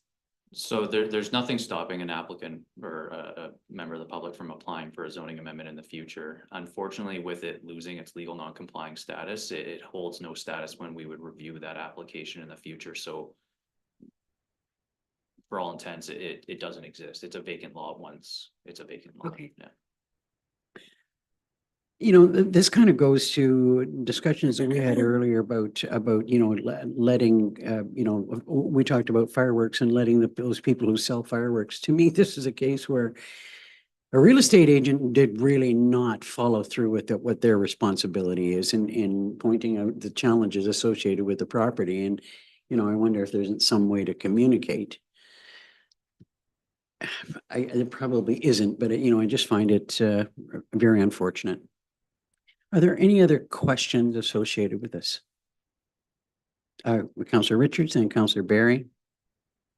Do we have any prohibition about something like a yurt being constructed there? Yeah, a yurt would be considered a tent, so you're not permitted to camp on residential property.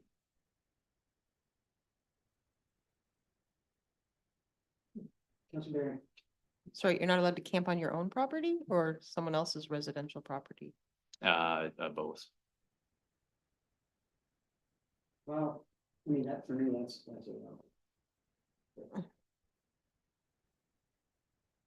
Are there any other questions? Just clarification on how maybe I should know this, but how was the trailer legal?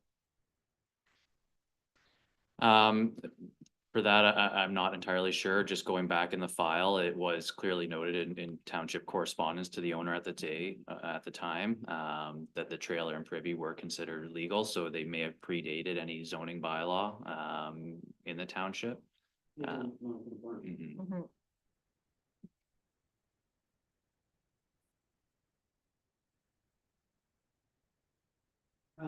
know, as unfortunate as it is, I really and truly believe that we need to respect the recommendation of the and planning that we. As challenging as this is, you know, I believe that we need to respect the recommendation of our planner. I know you've told us multiple times that there is no precedent set in planning, but I'm afraid this would set a precedent that or an example for what other people can do, which is just not acceptable. So if there are no further questions, I would ask for a mover and a seconder for the resolution in support of our recommendation. I'm struggling with it. Well, we are all Yeah, struggling with it. Of course, yeah. I think the practice often when an inspection is made and something is found to not be in compliance is to try to enable a building to come into compliance. I guess I'm struggling to see if there's any way that we could help to bring the current structure into compliance. We've been asking, I mean, that's what we've been asking I- basically is how can this work? And, you know, I don't see a clear path. As Sean said, there's nothing that's precluding the owners from coming back with a proposal, but you know, I'm not sure what the answer is. I don't know what the clear path is, and I'm not hearing it.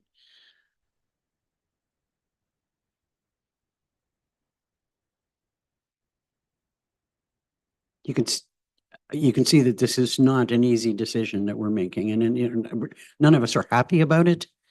But you know, I mean, we do have guidelines and rules that we need to follow. And Councillor Berry, So just to be fully understanding, they were allowed, or the previous owner was allowed a non-complying trailer, which is no longer there. The additions that have been put onto the trailer without permits and the trailer being removed now voids that non-compliance agreement. But what could be built there? If this, what's there on the property, with the exception of the privy, is not legal, it doesn't meet setbacks, it doesn't comply with the building code, what could be built there? So the property is zoned shoreline residential 2 right now, so the only principal use is a dwelling or a seasonal dwelling. So you'd have to have that before you could have any sort of accessory structure on the property. So given the constraints of the property, you would not be able to meet setback requirements. So technically speaking, nothing could be built on that property. Could But- something be built on that property with an exception? Yes, so they could go through a zoning bylaw amendment to reduce setbacks, similar to what they're doing now, trying to recognize the existing structures. They could do that for a new build if they so wish. So possibly a smaller dwelling with an exception on the setback. And that would go through the committee of adjustment, or that would come here? I think it would be more appropriate to be a zoning bylaw amendment, so it would go through council. And would you, if that was the way that they were to proceed with enjoying their island, because you're saying they can't camp there, would you provide recommendation of them to do that or not? Recommendation to just, To reapply with an exception and a smaller footprint, smaller setback? it's hard to know what staff's recommendation would be without seeing specifics, but I do know it's a challenging site with very limited opportunity to build. So I think it would be a struggle for staff to support, but I can't guarantee that's what our recommendation would be.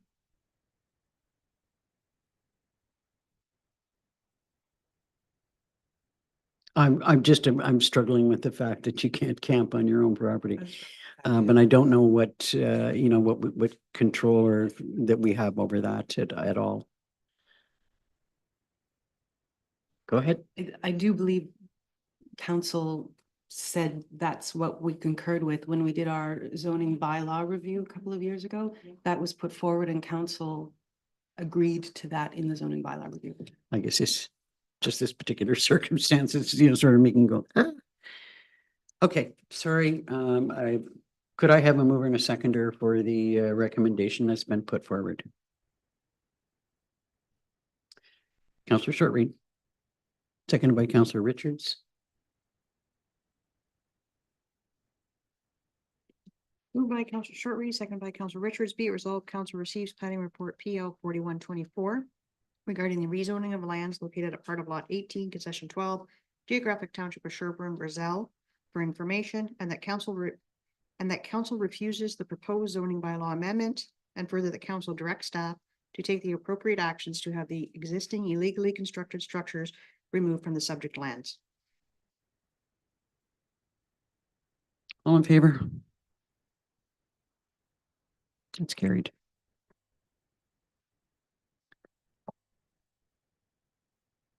Yeah. Sorry, Mr. Brazil.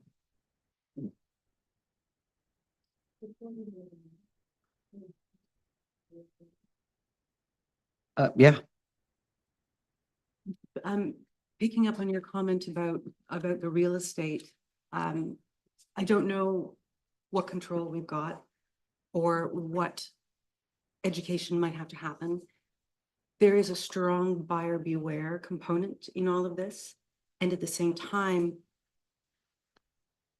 there are professionals involved in various stages of a purchase That's not giving the correct advice or any that are not advice. giving the correct advice. And a simple recommendation to contact the township for a letter of compliance or something presumably could have avoided these sorts of heartaches. And I don't know if the answer is here at the table right now, but I put the question to the air in the chair. Is there anything that we can do to encourage due diligence from the professions that are involved, you know, and the buyers and the sellers? Like, is there anything that we can do? Sean, So we do process quite a few compliance letters throughout the year with real estate transactions, and most individuals that, you know, utilize a lawyer through that process, the lawyer will reach out for that, for this exact reason. I'm not exactly sure what the circumstances were in this particular case. But it is something we receive quite commonly. And any flags we have on file would be, you know, revealed at that time. well, I mean, one of the letters of support was from the real estate agent who talked about, you know, how he remembers the day that he sat at their kitchen table and signed the documents. Well, what about the day that he actually told them that there were some concerns with the property? Sorry, Madam CAO. I'll be quiet now. I think we need to be careful with that discussion. I do think that because there is legislation that allows buyers to get title insurance rather than getting, you know, compliance letters. I mean, that exists. And if there's a problem, then they can go that route. I don't know if they obtain that. Like, we don't know the circumstances. You think that it would be a legal requirement that they either get a compliance letter or some kind of insurance? Yeah. Councillor Barry. When will we see the next comprehensive zoning bylaw come back to us? Next is our official plan to be updated, but we've been waiting for the new provincial policy statement, so we're hoping to begin that process next year. And then the zoning bylaw amendment would not be until 2026, I believe, at the earliest. Unless Keeping in mind that you can make a change to the zoning bylaw anytime you want to. I mean, it doesn't, if it's felt that it's a serious enough issue that council wants to have addressed in their zoning bylaw, you don't need to wait for the full-on zoning bylaw review. So something about being able to camp on your own property? Well, we need to talk about that. The answer to your question is we can look at changes to the zoning bylaw. And I didn't Anytime. realize until today that the minimum, that the tiny home or the smaller footprint was higher for shoreline residential. You know, it was for rural zoning, the smaller footprint. Mhm. Okay, did I see your hand up? Okay, we'll move on to the proposed shore road allowance closing for Ditkovsky and McMillan. Thank you. Yes, this is an application to close the shore road allowance in front of this property. This one's a little unique because it's stemmed from a investigation through the county with some shoreline work that had taken place on the property. So they are working with both the county and the township to rectify that matter. So they have included with this application proposed replanting plan, which the county has reviewed and are in support of. So staff are supportive of the shore road closure and would also request the council's support them beginning the work to renaturalize the shoreline while the closure is taking place. Just that way they don't have to wait for the year to close the shore road allowance and then start that work. They could get that started sooner than later. Questions or comments on the application? Could I then have a mover and a seconder to approve the application based on the recommendations? Councillor Shortreed and Barry.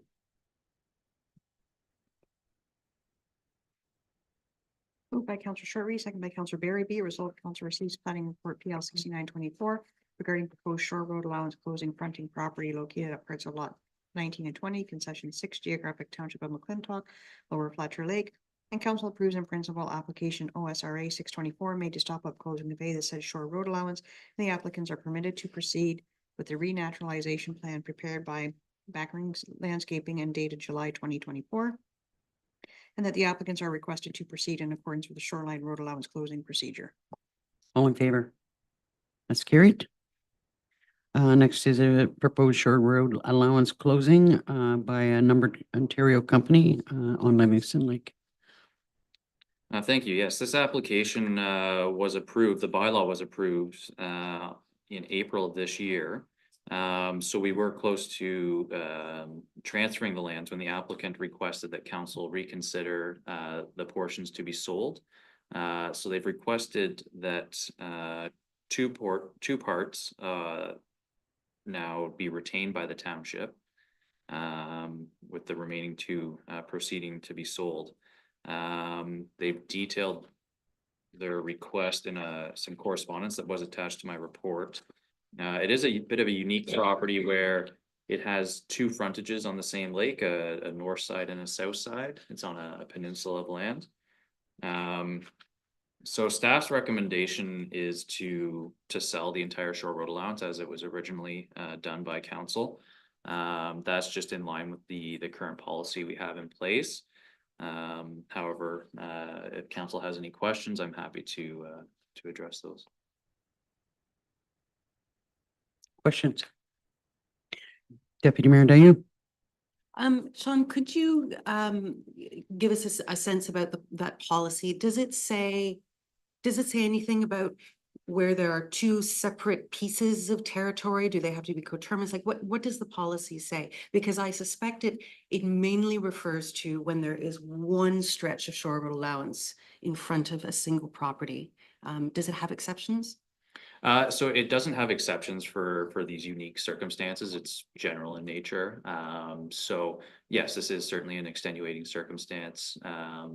The policy speaks to a straight line projection. So again, just to your typical shoreline lot with one frontage. And then further, the official plan speaks to not creating irregularly shaped lots. Yeah. But again, that's kind of more directed to your standard waterfront piece of property. But these are the policies that staff have to work with. So that's why my recommendation would be to sell the entire thing. And we have been reluctant in the past to make exceptions to, selling portions of shore road allowances. Go ahead. Yeah, I absolutely get when there's one short allowance that we would feel uncomfortable dividing it up and having this bit sold and that tiny little sliver there not sold for whatever reason. I absolutely get that. In this circumstance, I am personally in favor of selling just the southern edge. I did have an opportunity to speak to the director of the company, or one of the directors of the company, who indicated that because of the work that's been done on the file so far, it's been established, and he's quite happy about this, that the bay in the north it has a higher standard of environmental protection. There's no way he would ever approach developing that that shore road.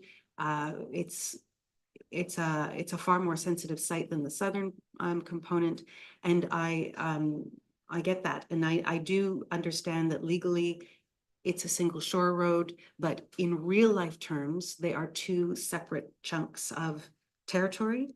And I'm personally in favor of agreeing to selling only the southern and retaining the northern portion for the township. And I must say, I am not. People can say, oh, we're not going to do anything. Properties sell, properties change hands all the time. And, I'm not prepared to make a decision based on a present owner's promise, not to develop at some point in time. I hear your arguments about that you've made, but, to me, this is an exception that I'm prepared to go with the recommendation that our planners made. Councillor Shortreed? Sean, when it says the shore road allowance is not a condition of the severance, is that talking about the road that goes on the north side of the property?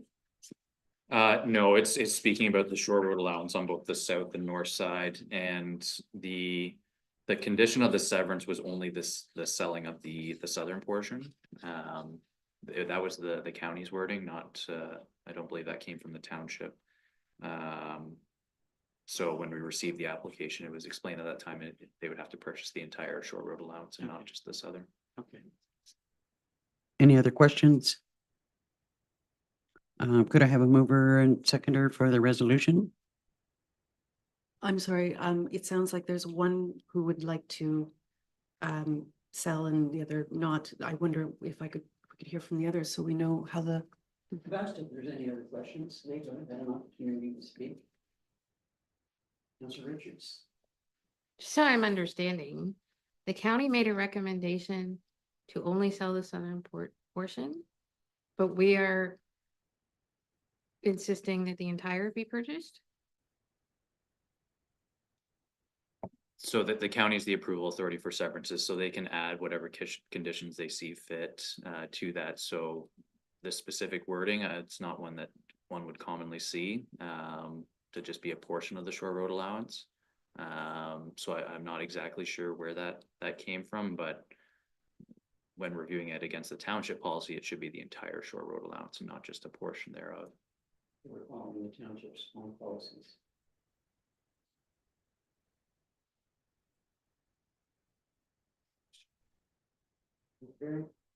And if you were at the tip of the peninsula, you would have to buy all three sides, all the way around. Yes. That's kind of where I sit, is like, it's not fair that the person at the peninsula has to buy three sides. And we're saying to the person, hold back. Oh, you only have to buy one side. So to me, I'm like, you kind of. Reluctance in the past Yeah. to make exceptions Mhm. to portions.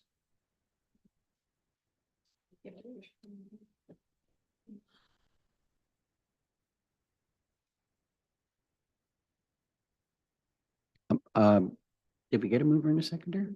Could I have a mover and a seconder for the resolution? Councillor Barry, Councillor Short-Reed. Moved by Councilor Berry, second by Councilor Short-Reed, be it resolved, council received report PL 7224 regarding proposed shore road allowance fronting properties located at part of lot 10, section 6, geographic township of Livingston Lake, and that council directs the shore road allowance be sold in its entirety as originally approved at the April 18th, 2024 regular meeting of council and in accordance with the township policy. All in favor? Opposed? Is carried. Next up are some amendments to the short-term rental bylaw and license of occupation policy. And just as a note, there are two bylaws associated with this item on the agenda, which we will have immediately following the discussion on the item, so that Deputy Mayor Dayu doesn't have to leave the room twice.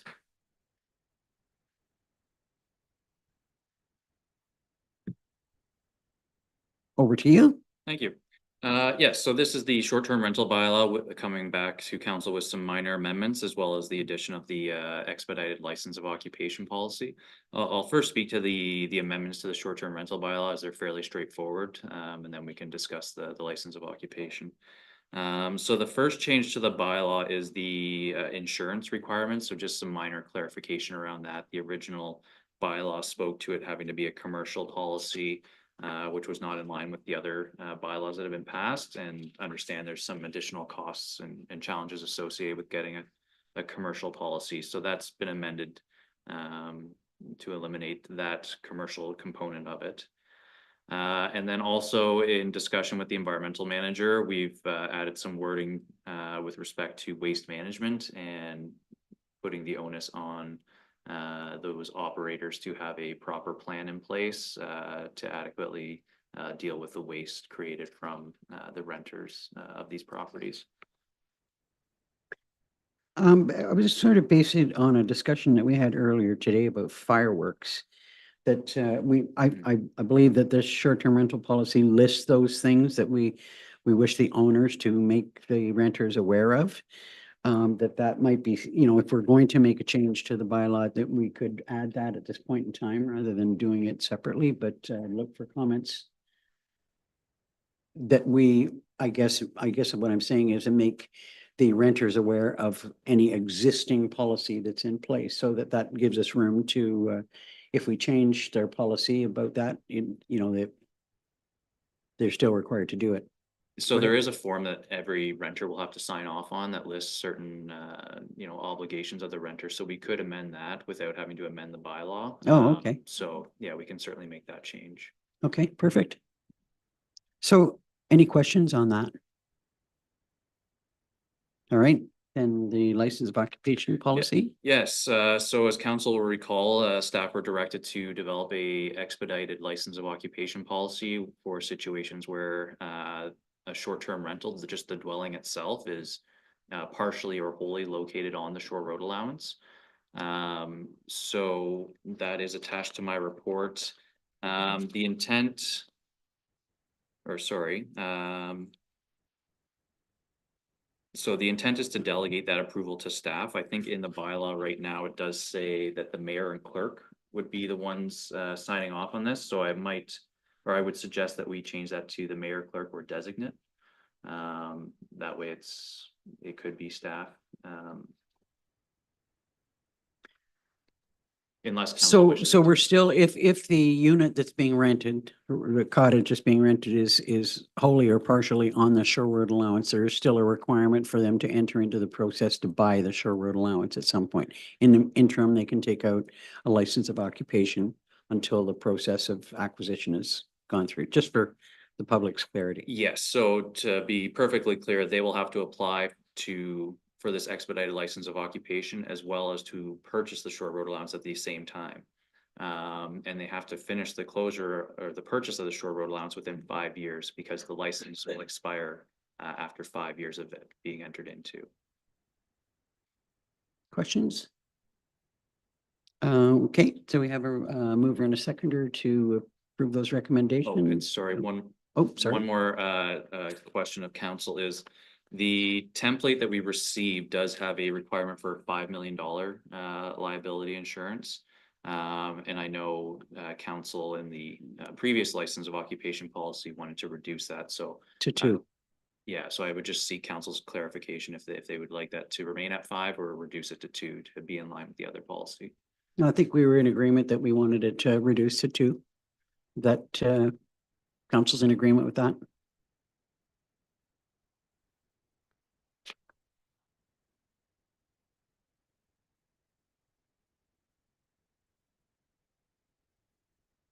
So a mover and so we're good? Yeah, I think if the resolution could just be worded so it's So passed the we're bylaw as recommending amended. Is that right? approval of Okay. the amendments.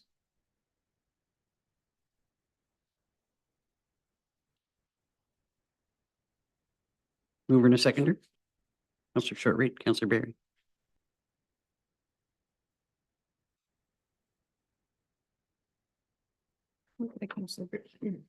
Moved by Councillor Shortreed, seconded by Councillor Berry. Be it resolved, council receives planning report PL 7324 submitted by Sean O'Callahan and dated August 15th, 2024, regarding amendments to the short-term rental bylaw and license of occupation policy for the registered short-term rentals. And the council directs the short-term rental bylaw and bylaw to adopt the said policy as amended be brought forward for consideration. All in favor? It's carried.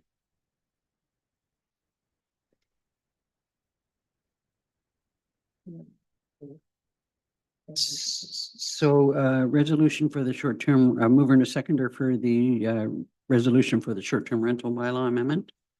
Councillor Shortreed, Councillor Barry.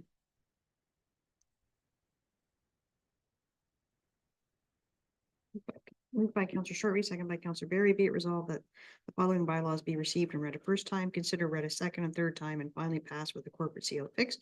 Bylaw 2024-81 to license, regulate, and govern the operation of short-term rentals, and bylaw 2024-83 to adopt the policy as amended for short-term rental licenses of occupation. All in favor? It's carried. And second, a bylaw to amend the license of occupation policy. It was captured in this one. Oh, I thought you said there were two bylaws. Yes, and on one motion. Oh, okay. All right, finally, your planning department update. Thank you. Yeah, nothing to highlight, but happy to answer any questions. Oh, I'll grab it just one second.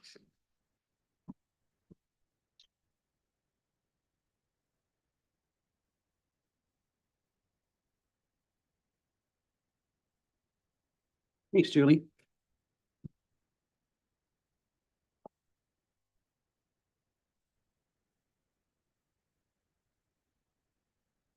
So nothing to highlight on your planning department update, just seeking any questions. Yep. Any questions on Sean's planning department update? Okay, could I have a mover and a seconder then to receive it? Councilors Barry and Richards.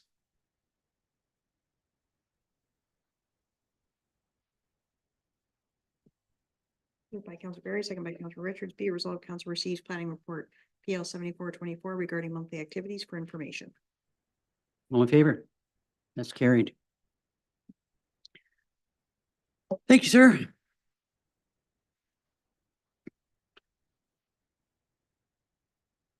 Next are external board meetings and any reports on those. Anything from the community partnership or the health hub? Not in the summer, no. Not in the summer, but they now have somewhere to meet.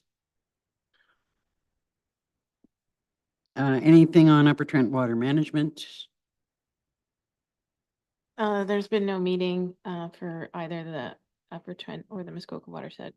Next meeting for Muskoka will be in September, and I have no idea about the Upper Trent. About, The next meeting for the Upper Trent. okay. Anything on a Muskoka Watershed Council? No. I wonder if you've heard anything further on discussions associated with the establishment of a Halliburton Watershed Council. Okay.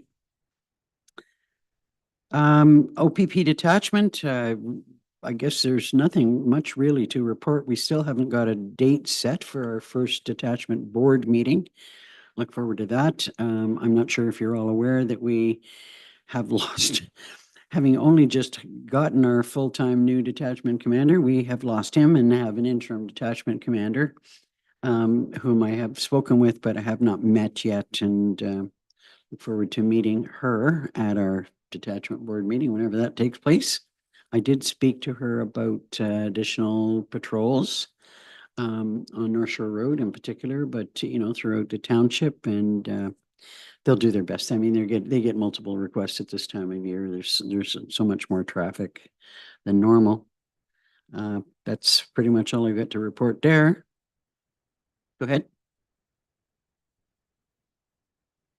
I beg your There's also a recent announcement for the community member for the board, the application.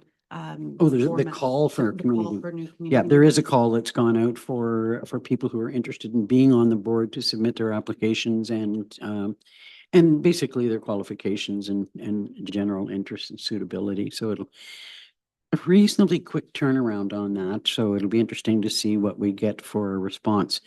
I know there have been several people who have suggested they might be interested, but they haven't officially applied yet. Thanks for that reminder. Anything on the library board? Any furniture yet? We've not met, so I have no update on that, but by next meeting, I hope so. Okay. Anything on community safety and well-being? Similarly have not met, but there is the CAS point, which perhaps could be, I thought we could raise at the county council component of this external board meeting agenda item, because it relates to both. So either here or there. Okay, anything on the Muskoka River Communications Group? No, not until the winter. Well, then you can move right into your comments about the Children's Aid Society. So council will recall that a couple of meetings ago, we received a very brief call for support with respect to CAS staff who were members of union and going through a bit of a crisis with regards to not much that was offered in the piece of correspondence. And we supported it as a matter of course. But at county, we have learned some of the deeper details of that call for support. It turns out, and you may have seen this in the news, it turns out that the Kawartha Lakes Halliburton Children's Aid Society is under such a deficit right now that they feel that there is no alternative but to close the Halliburton office of the Children's Aid Society. It is a mandated service, so there will still be staff available to support vulnerable children and children in need of adoption and foster care in extreme crisis. But they will no longer be based out of an office in Halliburton. And the staff is being cut in half, which I believe is from 3 to 1.5. It's not a staff of 20 going down to a staff of 10, but there are very serious implications for the vulnerable children of Halliburton County. So there are some meetings set up to try and do something about that, but it's my experience that we haven't had a whole lot of luck with trying to get the province to make changes. And the severe deficit is from chronic underfunding from the province, according to senior management within the CAS and other service providers. Year on year, chronic underfunding, and they can no longer stay afloat. So challenging piece of news, just infuriating, actually. The only other thing that I can think of reporting from county council is that our whole budgeting process has changed considerably, with our new CAO. And our director of corporate services is adapting well to that, and they seem to be working, extremely well together on that process. It is their hope, and for the first time ever, I believe, to have our budget in place by the end of December, as opposed to into January, February, March. Which is quite a change, and there have been some, they're already very, very involved at the department head level. And things are looking challenging, let's say, at this point in time. So, I can't really say any more than that, but we'll keep you posted. Anything else that you can think of from county council? Okay, we'll move into general business and the correspondence from Andrew Gordon from ULinks requesting support in principle for a partnership through the Green Municipal Fund. I think that we can offer support in principle, but we do need more, basically subject to further details about the level of support being asked, whether there's a financial commitment or, staff time, and we need a little bit more information on how this, follows through. It is in line with our thought that we would like to have, establish and create greater partnerships, as part of our strategic plan. But I think we, as I suggested to Mr. Gordon, we can support this in principle, but we're going to need more information. Any questions or thoughts about that? So could I have a mover and a seconder support the application in principle? This allows them to submit the application, and we'll see how things go. So Councillors Richards, or did you have a question? Moved by Councillor Richards, seconded by Councillor Barry. Moved by Councillor Richards, seconded by Councillor Barry. Be it resolved, council supports in principle ULink submission of the local leadership for climate adaptation and action pre-application form through the Green Municipal Fund in order to complete feasibility study to investigate township-wide shoreline planting programs in the township of Algonquin Highlands. All in favor? That's carried. And I think they need that correspondence back fairly quickly. Are there any notices of motion? Hearing none, Was any of the correspondence brought forward for? Okay, could I have a mover and a seconder then to receive the correspondence listing? Councillors Barry and Shortreed. Moved by Counselor Barry, second by Counselor Shortreed. Be resolved, council receives the August 15th, 2024 correspondent listing for information. All in favor? That's carried. There is no closed session, so could I have a mover and a seconder to move and receive and approve the bylaws? Councillor Richards and Councillor Shortreed.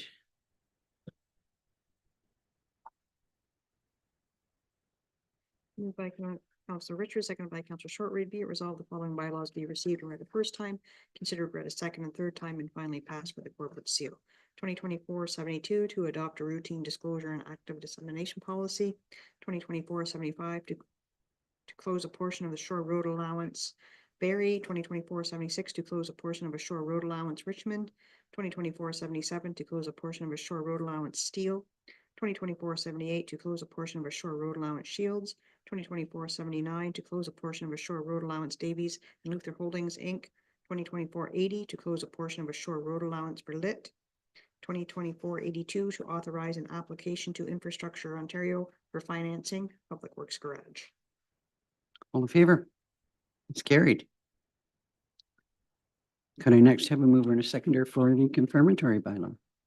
Deputy Mayor Dayu, Councillor Richards.